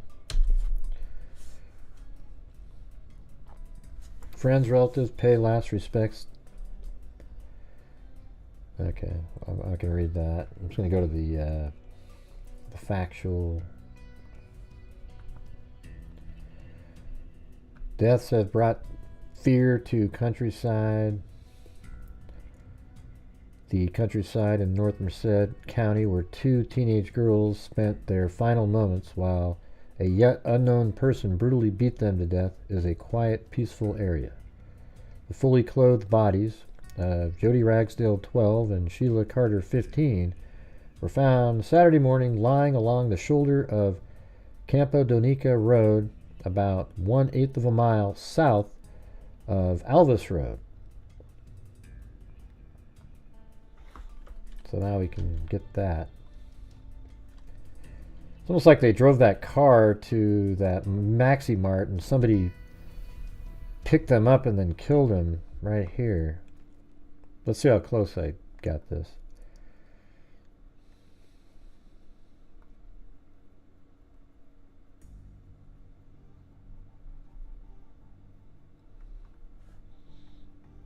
I guess 1/8 of a mile would be, what the hell would that be, like 12.12 or something? Probably about like right there. About right in that area. And I bet this stuff probably wasn't there. I think if we go on Google Earth here and go back. Yeah, see, that's 1998. There's nothing there. Just that's 85, but it's too blurry. But see, that 98, it was just a bare area. And now if you go to now, I mean, look at all the stuff that moves in there.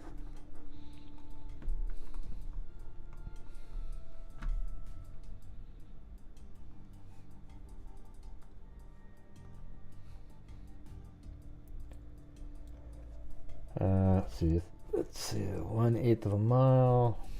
Another house surrounded by trees, bushes, and shrubbery sits next to the road about a half mile to the south of the scene.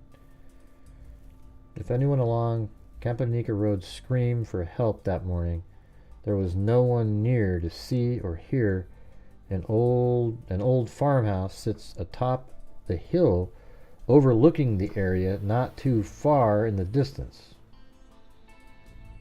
I guess we could go down to Street View here and see what hill they're talking about. I bet that was up there. I bet there's a farmhouse up on that hill right there. Yeah, right there maybe. Yeah. So let's see if you were...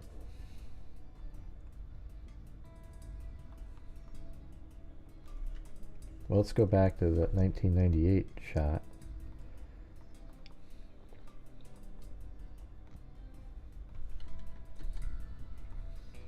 Yeah, there's the farmhouse right there. And that's the hill that they're referring to. That's about it. And then probably this house down here is the other one that they were talking about.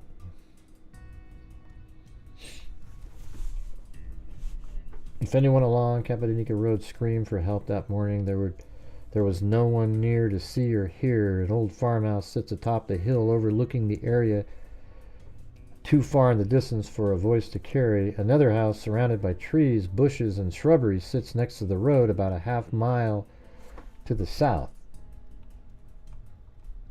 And so let's see. Go from right there. And that's, 0.36, but probably from here, it's a half mile from that road. That's probably how they measured it. So yeah, that's going to be it right here, surrounded, again, see that, by shrubbery and bushes.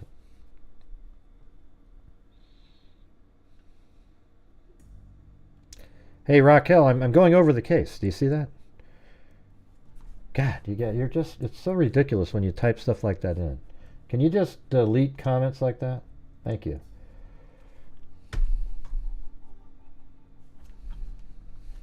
Just drive me batty, people. Like, just let me do my own thing. I'll show you what, I'll get through it. Don't worry, all right? Good Lord. People, you know why people send me cases? So they can jump in the chat and talk and go, hey, everybody, look, I know everything. Look at me, look at me, look at me. I went through and I got all the articles. Don't worry, we'll get to all that stuff. Thanks, M. Jordan Jarding. All right. Move on to the next one here. Let's see. Merced County Sheriff's detectives have asked the Federal Department of Justice to help track down the killer of 2 girls found bludgeoned to death, sheriff's officials said. Captain David Hammond declined to say why outside investigative help is being sought in the murders of Jodi Ragsdale, 12, and Sheila Carter, 15, both of Atwater. The girls' bodies were discovered lying beside Kappadonika Road, south of Alvis Road, near Cresney. But now everybody read your comment and they're like, oh, okay, yeah. Yeah, it's just, it's so frustrating. The girls had been joyriding in a car borrowed without permission from an Atwater woman for whom they had been babysitting, according to relatives and investigators. The victims were last heard from around 5 a.m. December 5th, 13th, when they telephoned a friend in Merced. So at 5 a.m. they were still alive. Detectives have been operating on the theory that the murderer was someone the victims knew.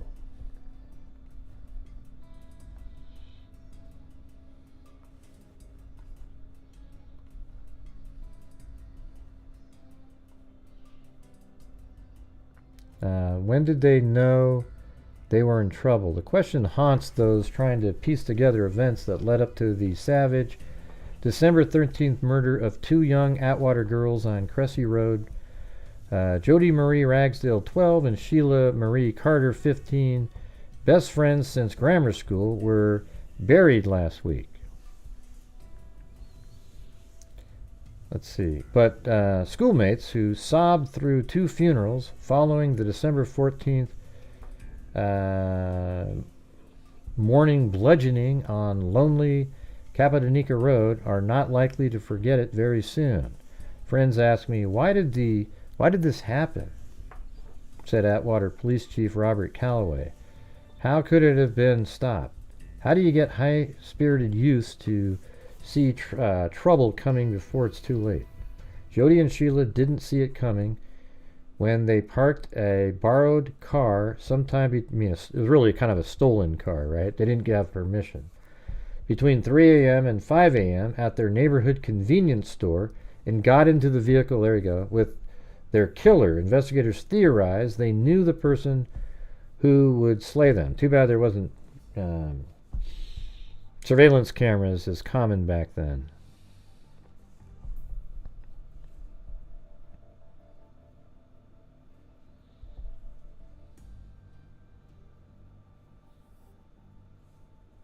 Didn't know what. Isn't it obvious when somebody's covering a case to not jump in ahead and say, hey, there's more to it, everybody, look at this. It's really obvious. It's not like something you need to be told or something, you know. Anyways, when then? Did they sense they were in trouble as they were zooming 10 miles to their deaths north of Winton Way, west of Santa Fe, across the Merced River to Alvis and Cappadocia? Not the only route, but perhaps the most likely. Yeah, so maybe they didn't know that they were going to be, you know, like they weren't scared at the time, so it might have just been like at the last second. Or were they first alarmed when their killer turned south on Cappadocia, a road wide enough for only one car, a road so rutted and worn that grass grows up through the asphalt, a bumpy course past plowed fields to orchards beyond? Or did they only know their danger when their killer parked across the road from a solitary windmill? If they had screamed, then no one would have heard. There are no houses within earshot. Investigators said their heads were so smashed they were unrecognizable. No weapon has been found, but detectives are looking for something like a tire iron or an axe. The farmer who drove by shortly after 9 a.m. with his 3 children and saw the bodies didn't stop. I knew I didn't need the help. I said it was pretty grisly. He drove home and called Merced County Sheriff deputies. Deputies said they found little of use in their investigation on the hard blood spattered clay, faint tire tracks, but no signs of a struggle.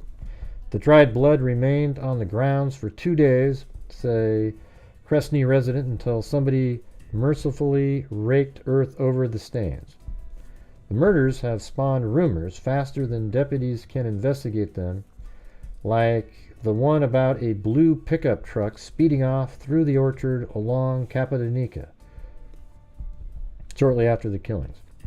Across the river in Cressy, a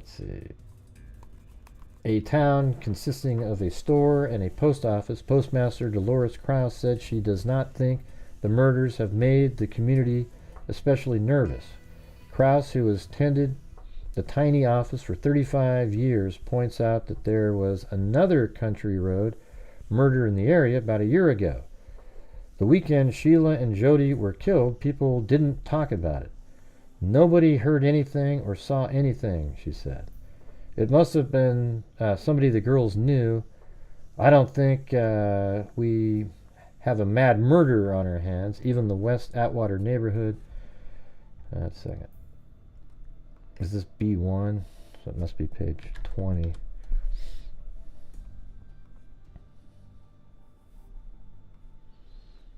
Where both victims lived is not especially on edge, according to Paul Smith, who lives across the street from Jodi's mother. I tell my kids, you call me when you get there.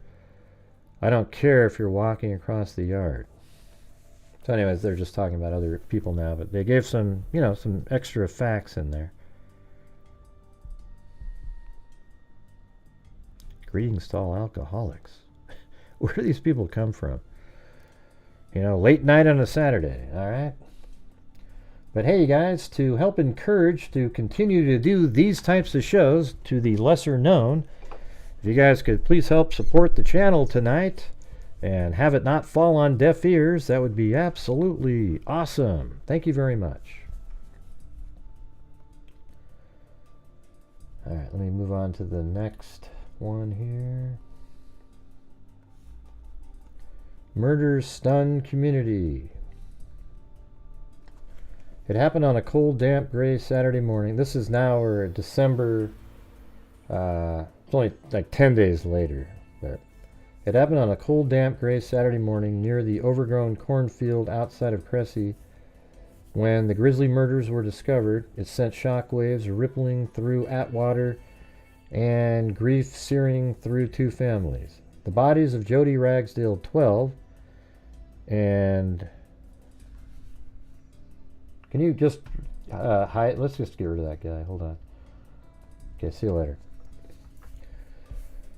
Merced County Sheriff deputies investigating the killings haven't arrested anyone in the crimes and called in state investigators to assist. The two girls, longtime best friends, have been babysitting at a neighbor's home and planned to spend the night there. Instead, they apparently helped themselves to the neighbor's car and went cruising in Atwater and Merced. There were various reports of the girls being seen and phoning friends on their Saturday. Are you guys still there? That was weird. I had to like shift internet services. Yeah, it looks like it's working again now, but that's crazy. I was using this fiber optics and then it just quit connecting.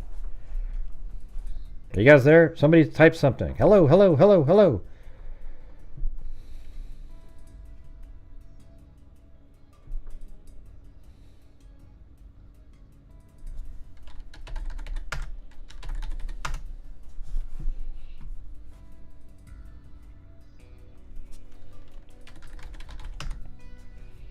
Yeah, should be working.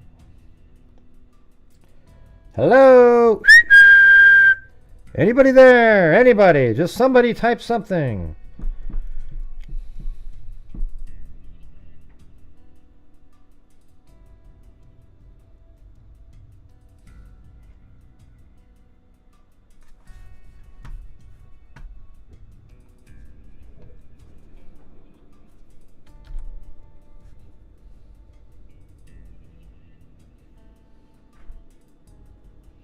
Okay.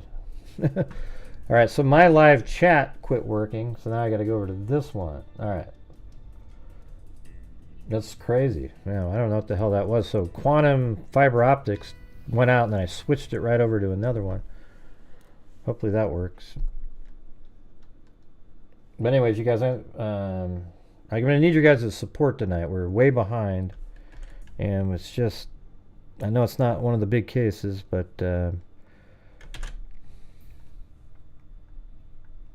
all right, hopefully this gets back on here. All right.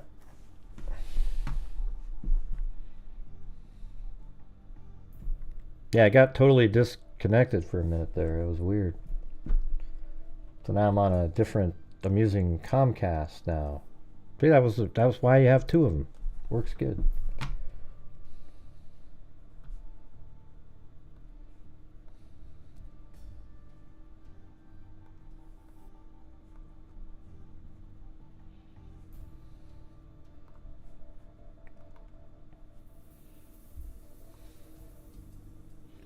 Yeah, I'm not sure what's going on tonight. It's just a big struggle. Family fears threatening calls may be work of killer. An Atwater couple fears that a series of threatening phone calls they have received may be the ploy of the killer of Sheila Carter and Jodi Ragsdale to get to their own daughter. The Neha family has been getting the calls since the night of December 15th. Right. Thanks, Wendy Van Rokel. The Neha's family, okay, that says Neha's family, Christina, 18, left the state the day after the killings and refused to let anyone know where she has gone, though she has called back to say she's safe. Neha said she thinks the phone calls may be an attempt to get to Christina. We don't know how serious the caller is, but if he is serious and he is going to hurt someone in the family, what better way to get Christy to come back, she said.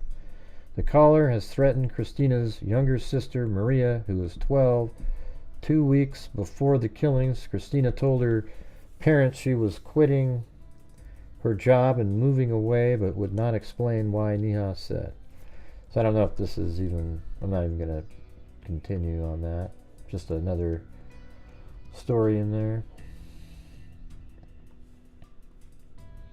Latest lead turns up nothing. Merced County Sheriff Department detectives are following every lead possible to learn the identity of the person who bludgeoned 2 Atwater girls. Detective John Harris was able to find a telephone number to contact former Atwater resident Christina Nihas, 18, who reportedly disappeared. So that's the same story, I guess. Disappeared the day after the killings.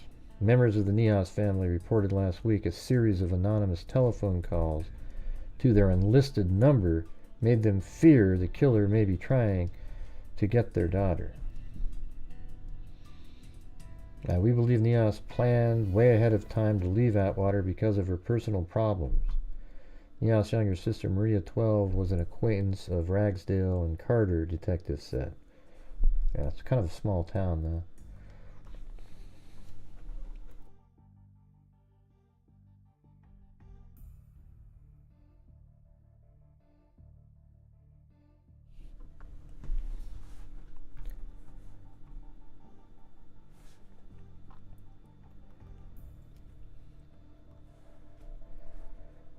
All right, then here it is. Now we're in 87. Sheriff deputies are seeking help from the public and in tracking down 21-year-old Winton man, wanted for questioning in the brutal bludgeoning of 2 Atwater girls just before Christmas. 6 foot, 200-pound Robert Thompson has been hunted since late December on a charge that he kidnapped and attempted to rape a 26-year-old Atwater woman. Deputies decided they wanted to talk with Thompson about the double murder after blood was found on the floor of a car he was allegedly borrowed the same night the girls were killed, according to sources close to the investigation. Jodi Ragsdale, 12, and Sheila Carter, 15, were found dead beside a rural Cressy Road at around 9 a.m. December 13th after a night of joyriding in a car taken from the home of a woman for whom they had been babysitting. The car was found parked at a mini-mart in their southwest Atwater neighborhood. In a brief news release issued Tuesday, Merced County Sheriff Bill Amos appealed to the public for help in finding Thompson. "We need the people's help," said Sergeant Hector Garibay, leader of the investigating team, which also includes State Department of Justice specialists. Let's see. Faye Ragsdale's mother and slain 12-year-old said investigators told her they found blood matching 15-year-old Sheila's type on the floor of the car they think Thompson drove the night of the killings. Hey, thanks, Michelle H. Sources said the car was borrowed from Eddie Vargas, a former neighbor of the Ragsdale and stepfather of Ron Weideman. Sheila's former boyfriend, let me go to 20.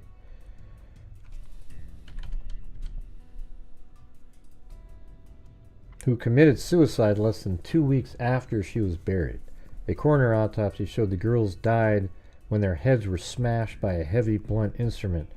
Deputies believe that took place beside Campodónica Road at Alvis Road shortly before their bodies were discovered by a Cressy farmer.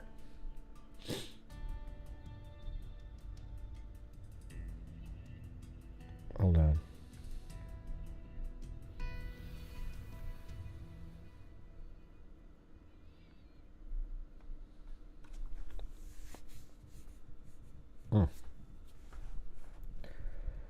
All right.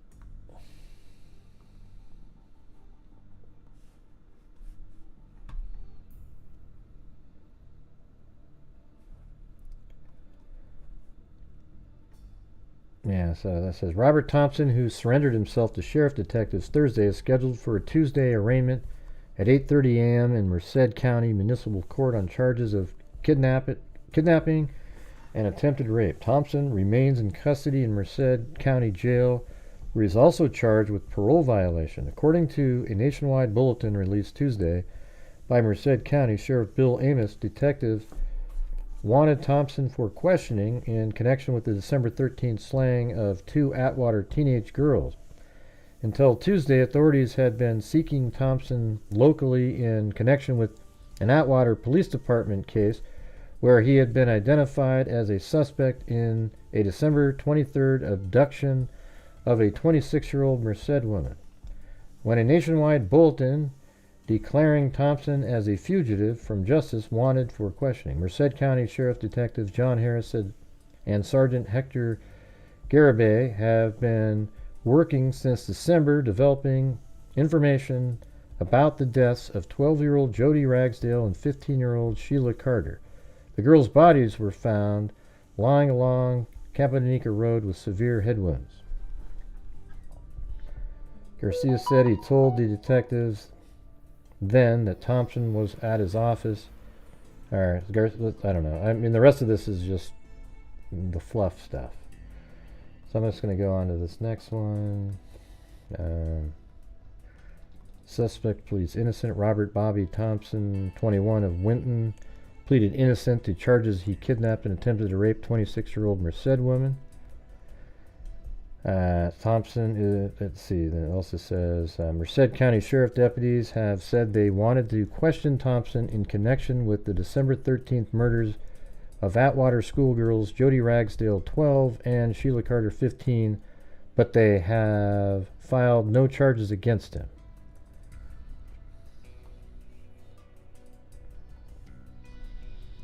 Winton man ordered to stand trial in kidnapping.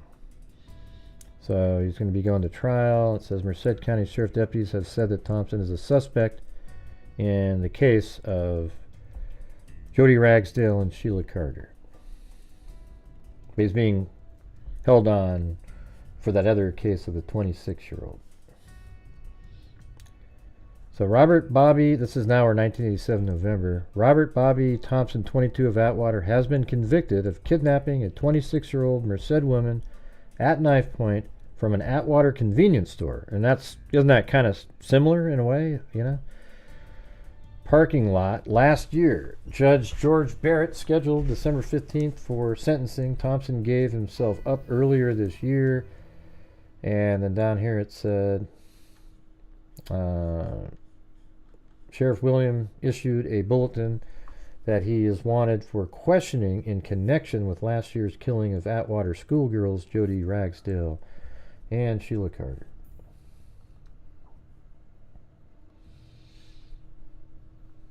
Shoot.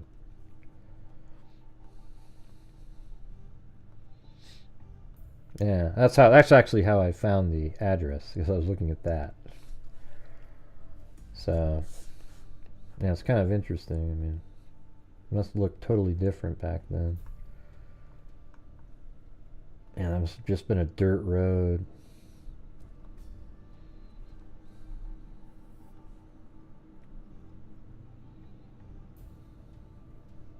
At one point.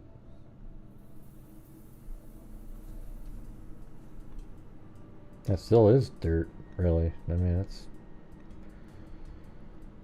that's crazy. Yeah. And then I guess it just I was kind of seeing if there's a windmill, but it doesn't look like that. I guess that hill's sort of there still.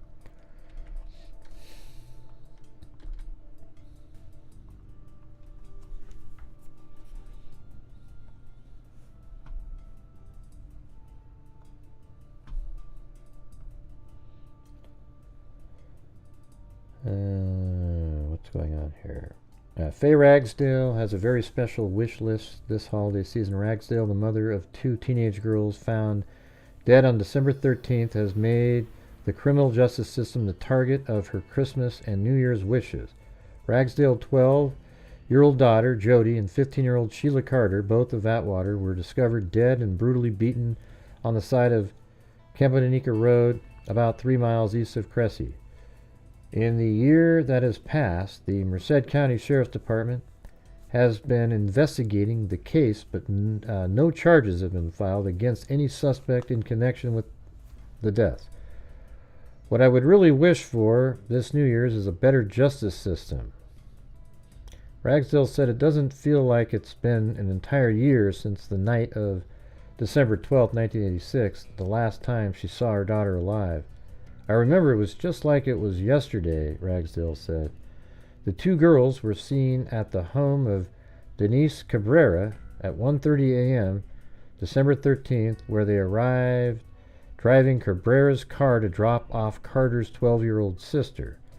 The girls reportedly were again seen at an all-night service station in Merced, where they put some gas in the car. Cabrera's car was found at 7 a.m. parked at the Atwater convenience store with the keys in the ignition.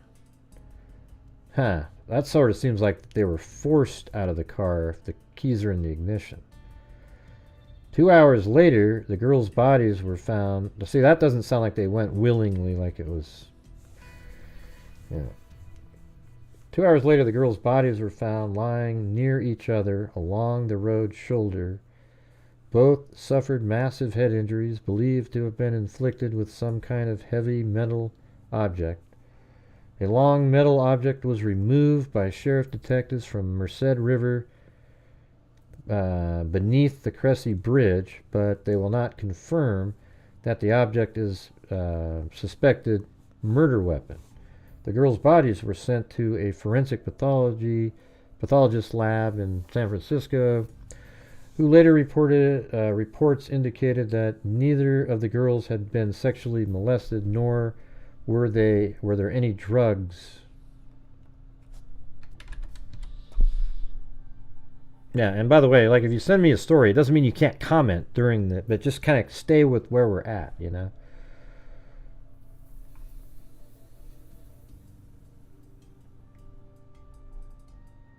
Ragsdale said alcohol found in there was no alcohol in their system. Ragsdale said she is exasperated and impatient for something to happen. Yeah, I mean, who wouldn't be? In 1988, it's been over a year since the bodies of two Atwater girls were found alongside a rural Cressy road. It's January 1st, though. On the night of December 12th, Jodi Ragsdale, 12, and Sheila Carter, 15, took the car keys of a woman they were babysitting for and went for basically a joyride. Through investigations, Merced County Sheriff Department detectives could trace their whereabouts until 5 a.m. the following morning. From there, they draw a blank until 9 a.m. when their bodies were discovered. Both girls were bludgeoned to death with a heavy instrument. To date, no charges have been filed against anyone in the case. The Sheriff Department did generate a great deal of media interest in February when Sheriff Bill Amos announced the department was seeking a Winton man for questioning in the case. Although Amos later named the man as a suspect, the man has never been arrested or charged in connection with the crime. Huh? No, it didn't say that earlier. Jodi's mother, Faye Ragsdale, also waits for the day when the Sheriff's Department can tell her a breakthrough has been made. All right. In May of 1988, a brain aneurysm kills murder victim's mother. Faye Ragsdale, a slight, intense single mother who spent the last 17 months of her life obsessed with finding her daughter's killer, will search no more. Ragsdale, 38, will be buried today at Winton Cemetery in a plot adjoining the grave of her 12-year-old daughter, Jodi. Ragsdale died Saturday night from a brain aneurysm after lapsing into a coma at the Merced Community Medical Center. She was hospitalized the preceding Thursday after complaining of pain in her eye and experiencing convulsions. That sucks.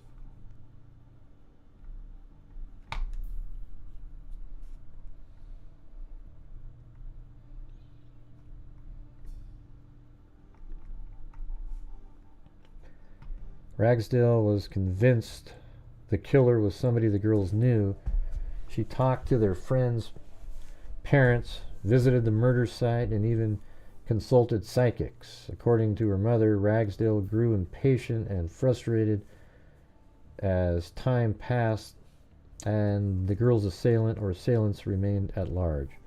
Faye was the concerned mother of a girl who was brutally murdered, said Merced County Undersheriff Jerry Brockman. To my knowledge, she was not down here all that often, but she called quite frequently and talked to the investigators. In addition to the mother, she leaves a daughter, Debbie Ragsdale of Atwater, 2 brothers, John, family members. All right, then 1993, I guess just the letter to the editor, I was going to read it. I'm writing concerning an article you have written about Sheila Carter and Jodi Ragsdale. Writing about my best friends is very hard for me because everything is so confusing. I've never been able to understand how someone could do something so brutal to 2 girls who never deserved such treatment. I, along with other friends and family, have been living with this crime on our conscience for 6 years. That's why I want the paper to let the public know that if anyone knows anything, please come to the sheriff's department and speak up. They won't harm you. They're here to help us and protect you. If you want to call in, that would help too, but I beg you, please, if anyone knows anything, it sure would put our hearts at ease. There are people who love these girls very much. I dwell on wishing there was an explanation. I would like to go on with my life. So would a lot of other people. If anyone knows anything, please put us out of our misery. In 2006,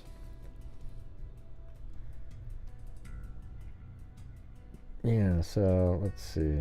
I guess we gotta go to page 1. Arrest made in 86 murders. Savannah, this is 2006, so 20 years later. Savannah Warden should have been with Jodi Marie Ragsdale, Sheila Carter, the night they were murdered nearly 20 years ago. The girls were part of an inseparable neighborhood group, staying up all night, dedicating songs to each other on AM radio and painting heaps of makeup on whoever fell asleep first. But that night, Savannah had to stay in. She was grounded for smoking a cigarette at school with Jodi. She heard of their deaths when Jodi didn't show up for Saturday morning detention on December 13th, 1986. On Thursday, Savannah Warden was among the first to learn that Merced County Sheriff's deputies arrested a suspect in her friend's slaying. She happened to be spending time with Jodi's sister, Debbie Dyke, D-Y-C-K, I don't know how to say that, when an officer broke the news. Now mothers, Warden, and I think it's like Deke, or I don't know how you pronounce that, but said the arrest could bring closure to a tragedy that rocked their lives, neither hopes for vengeance through the courts. I don't think feelings of revenge, feelings of animosity are the answer, said Warden 33. It's just hoping someone dangerous is off the streets. It's just hoping the kids are safe. Warden was familiar with Robert Daniel Thompson, the man who deputies say killed Sheila and Jodi. Isn't that the same person from earlier that we were looking at? She said she was too occupied grieving for her friends and for her older brother who died. Let's see. Warden was familiar with Robert Daniel Thompson, the man who deputies say killed Sheila and Jodi, as an acquaintance among their friends, just like the mom said. She said she was too occupied grieving for her friends and for her older brother who died weeks later. So I think this is the guy right here.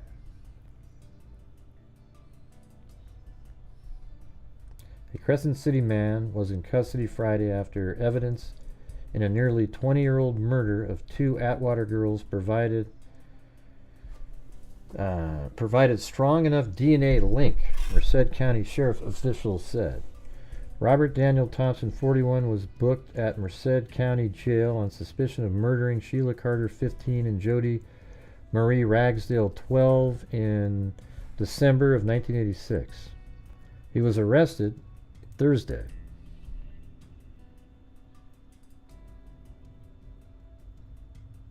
Huh?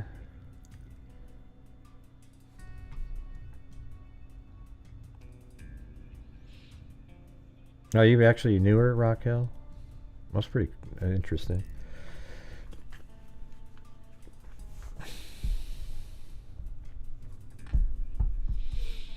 Yeah, we just try to make it so when we're doing these cold cases that people don't jump in and say something, you know, like you're like way ahead. See, we got to this part. I had it all in here, right? So it sort of takes away from the flow, you know. Right, so then it says, Jodi's uncle, John Wetzel, said his family was relieved an arrest had been made. It always stays with you. I've got a picture of Jodi in my pocket, Wetzel said, fighting back tears. It's been a painful 20 years. No family should ever go through that. Wetzel, one regret was that Jodi's mother wasn't alive to see the day. She died 2 years ago. The bodies of the two girls were found along the shoulder of Kempadanika Road near Alvis Road in Cressy. It's okay. You probably won't send in a story again. All right. New advances in technology allowed State Department of Justice analysts to find the DNA link between Thompson and the murder. We have cultivated enough information now. Merced County coroner officials determined a few days after the murders that two... Alright, what page is that? 12? Yeah.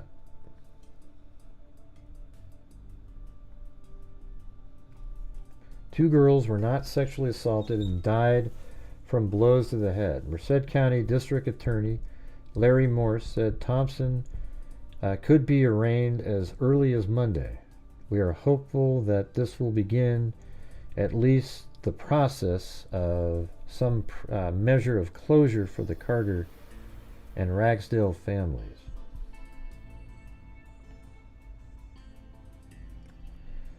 What does it say right here? Almost 2 months after the murders, investigators questioned Thompson, then 21. Detectives could not develop enough evidence to charge him. At the time, Thompson was arrested and convicted. Yeah, so it is that same person. In the kidnapping of 26-year-old Atwater woman at knife point. He served 7 years, but returned to prison several times for parole violations. Thompson owns a landscaping business. Thompson has lived in the coastal town for about 18 months since Detective Sergeant Steve Morris of the Del Norte County Sheriff's Department. Anyways, I'll just skip off of this one and get through this.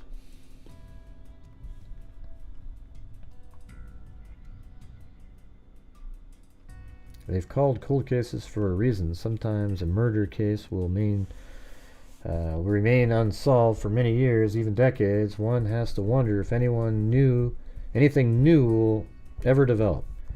But as desperate or discouraging as things may seem, one thing: never give up hope that justice ultimately will be served.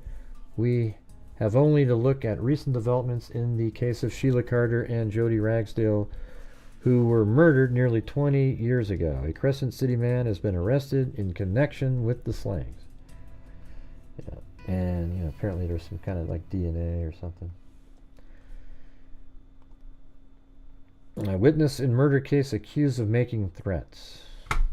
So, a witness in the report Thompson murder case, witness in the Robert Thompson murder case, is in jail for allegedly threatening another witness in the case. Both witnesses are key parts of the defense argument that police have wrongly pinned the 20-year-old murder on 2 Atwater teenagers on Thompson. At a jury preliminary hearing in the case, Thompson's attorney argued that 38-year-old Greg Myers, an ex-boyfriend of the victims, is to blame for the 1986 bludgeoning deaths of Sheila Carter, 15, and Jodi Ragsdale, 12. Lucille Mija, a friend of Myers' mother, is perhaps the defense's most important witness. She claims that Myers admitted to her that he killed Carter. So this other guy named Greg Myers, huh? They bragged that he had gotten away with murder. Now Myers is in jail for allegedly threatening Mija over her testimony. Myers was arrested by Merced police. That's pretty crazy. Earlier this month, after Mija reported the alleged threats, he remained in custody. So this Myers guy was like the ex-boyfriend of one of the victims. And he apparently bragged about it. And then he threatened one of the witnesses.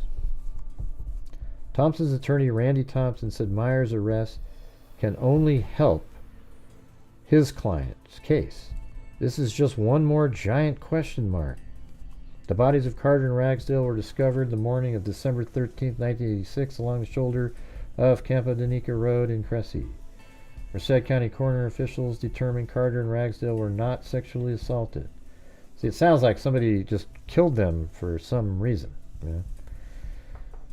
Though authorities questioned Thompson 20 years ago, he wasn't arrested in the murders until August 2006.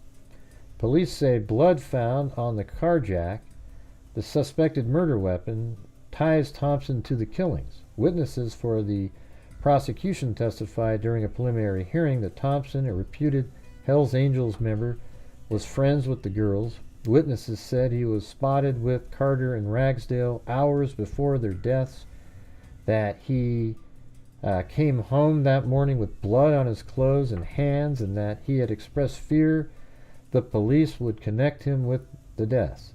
Thompson said the prosecution case is built on stale, incomplete evidence.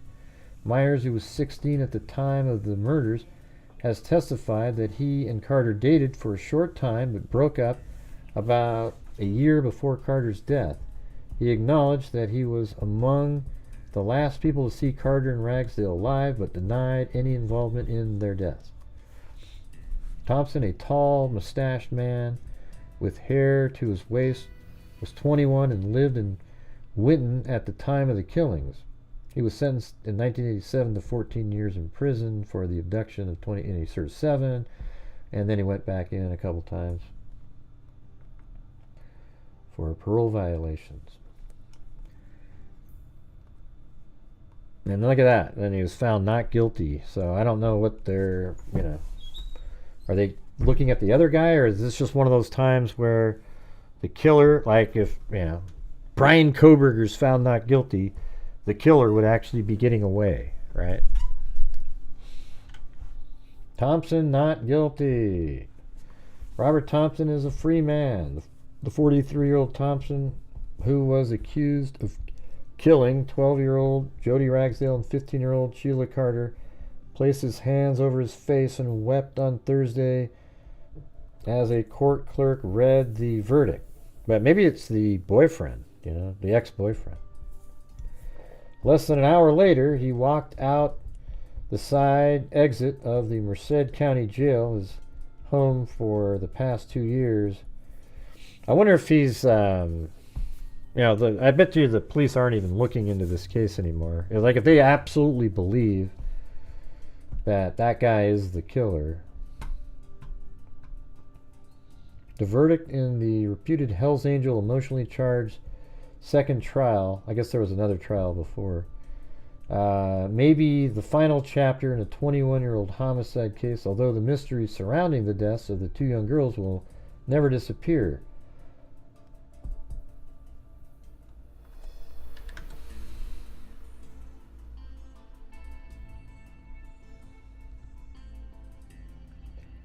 The battered bodies of the girls were discovered along the shoulder. Their heads were so badly crushed that some investigators said the girls were rendered unrecognizable.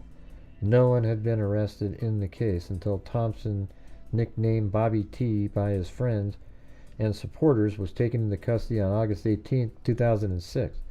The murder weapon, a long metal car jack, was determined to have blood with Carter's DNA. The car jack was found in a white 1965 Mercury Comet that investigators said belonged to Thompson at the time of the killings. And it's going to be a long time before I do another cold case, you guys. Randy Thompson's attorney said prosecutors simply did not have the evidence needed to convict his client. He emphasized to the jurors during the trial that no DNA, fingerprints, or hair from Thompson was found on any of the evidence. You could never put the murder weapon in my client's hands at all, Thompson said. You couldn't prove who put that weapon in the trunk. You couldn't tie him to the case scientifically or otherwise. As far as I'm concerned, the integrity of the evidence told it all. Merced County District Attorney Larry Morse II expressed disappointment with the verdict, saying Thompson will ultimately have to answer to a higher authority than a jury of his peers. We remain convinced that we had the right guy. So if they do remain convinced they had the right guy, then that means they aren't ever going to be looking into this ever again. Yeah, like, yeah, it's kind of strange. His blood was on the murder weapon, but they said they don't know how it got in the trunk. I don't know how that worked. Let's just see what it says in here. During the 2-week trial, Thompson's ex-girlfriend, Becky Tilton, testified that she saw him crawl through the bedroom of their residence covered in blood the morning of the murders. Jesus. A woman who Thompson was convicted of abducting 10 days after the killings also testified, saying that he admitted during the abduction that he had killed 2 girls. Thompson was sentenced to 14 years for the kidnapping in 1987. Why didn't they arrest him earlier then? And served 7 years in prison. Thompson's defense also took aim at the weapon itself, arguing that Merced County Sheriff deputies botched the chain of custody on the carjack and could not even produce the warrant that led to the discovery of the jack in the Comet's trunk. Oh boy. Thompson said there were also questions about how the carjack even turned up in the Comet trunk, particularly because the car was not even Thompson's possession for 19 days before it was seized by investigators. Thomas emphasized that Thompson's DNA, fingerprints, or hair was not present on any of the evidence. Department of Justice investigators never found any blood inside the mobile home where Thompson had lived with Tilton Thomas. Friends of the victim's family said they are heartbroken by the jury decision, and the loss of Ragsdale and Carter will forever remain etched in their minds. Just because the carjack didn't have Bobby's DNA on it, it had Sheila, and it was in Bobby's car. Right. But they probably sold it that it was planted or something. Said Deborah Whittick, a friend of Carter's family. I don't care what 12 people said. Bobby did it. He knows he did it. The case has been emotional for Thompson's family and friends. Carlton Taylor, one of Thompson's close friends, expressed relief over Friday's verdict. Thompson will spend the next few months spending time with their children, who range in age from 5 to 16. Thompson, who lived in Crescent City at the time of his arrest, will have to put other aspects of his life back together as well. Taylor said he thinks investigators believe Thompson. Let's see.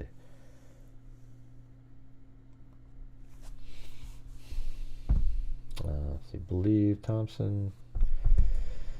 Shit. Thompson defense also took on the weapon itself. Merced County Sheriff botched the chain of... Yeah, we were there. The case is also emotional. Thompson, who lived in Crescent City at the time of his arrest, will have to put other aspects of his life back together, as well as nearly 2 years in jail. His landscaping business went under after his arrest. Taylor said he thinks investigators believed Thompson would be an easy mark. That's why they threw the Hell's Angel thing around so much. They were, yeah, I mean, so a lot of times, I mean, maybe this guy isn't the guy, you know? I mean, how do you get, though, the carjack in his trunk that had her blood on it? You know, you'd have to say that it was planted at that point. You know? But unfortunately, they're not going to keep looking into the case. This is the best case scenario for sure. Let's see. Although Taylor said he didn't know what to expect from the jury, he is nonetheless overjoyed by their decision. Awesome. Anyways, is that pretty much it there, Rock Hill? I mean, what else is out on there? Sucks. So what else? But see you go, Zozo. I just did another experiment tonight, and exactly what I've been telling you. So we won't be doing any more of these cold cases. All right.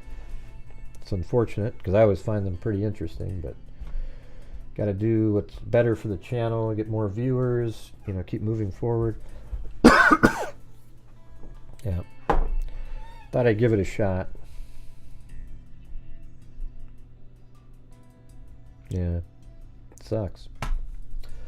All right. Well, thank you guys. Thank you to Timothy Moore, Dan H., Olivia, Wendy Van Rokel, Linda Howe, Allie Kate, Brown Eyed Girl gifted 5 memberships. Then we had Ivan Victor, 8 months, and then Ivan Victor, David Arnold, 39 months. Then he gifted a membership. Raquel, Peter then Jay Case, which made up half of the entire night. And then Allie Cake, Paulette Leonard, this account, Jessica Schubach, this account, Raquel, M. Jordan Jarding, Wendy Van Rokel, and Michelle H. Yeah, that's unfortunate. Man, we just won't be able to do these ever again. I just made the last experiment, and it proved me correct.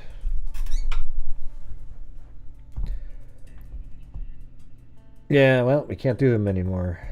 U.S. Patriot Lady, you can see, you know, why. Hey, at least we did an interesting one for the last one. All right. So, anyways, thank you guys very much for watching. Let's see what Blue is he sitting. Oh, look at that. He's chilling out. That's frozen. That's right. I lost the internet connection there. That's right. That's on a different network. So. Yeah, he's not breathing in the picture because it's not an active shot. That was the last shot that was on the screen. So that's just like a photograph, really. So, all right, everybody. Thank you very much for being here tonight. We'll see you guys tomorrow. Back to the really popular cases.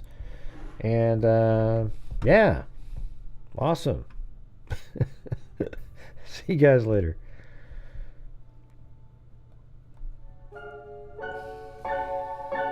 Yeah, I've been doing this true crime thing for quite a while now. And during this whole time, I have not seen one person that is a crime dissector, plug rejector. I'm a certified human lie detector. Gonna get ya on a stretcher if you try and play me like an old projector.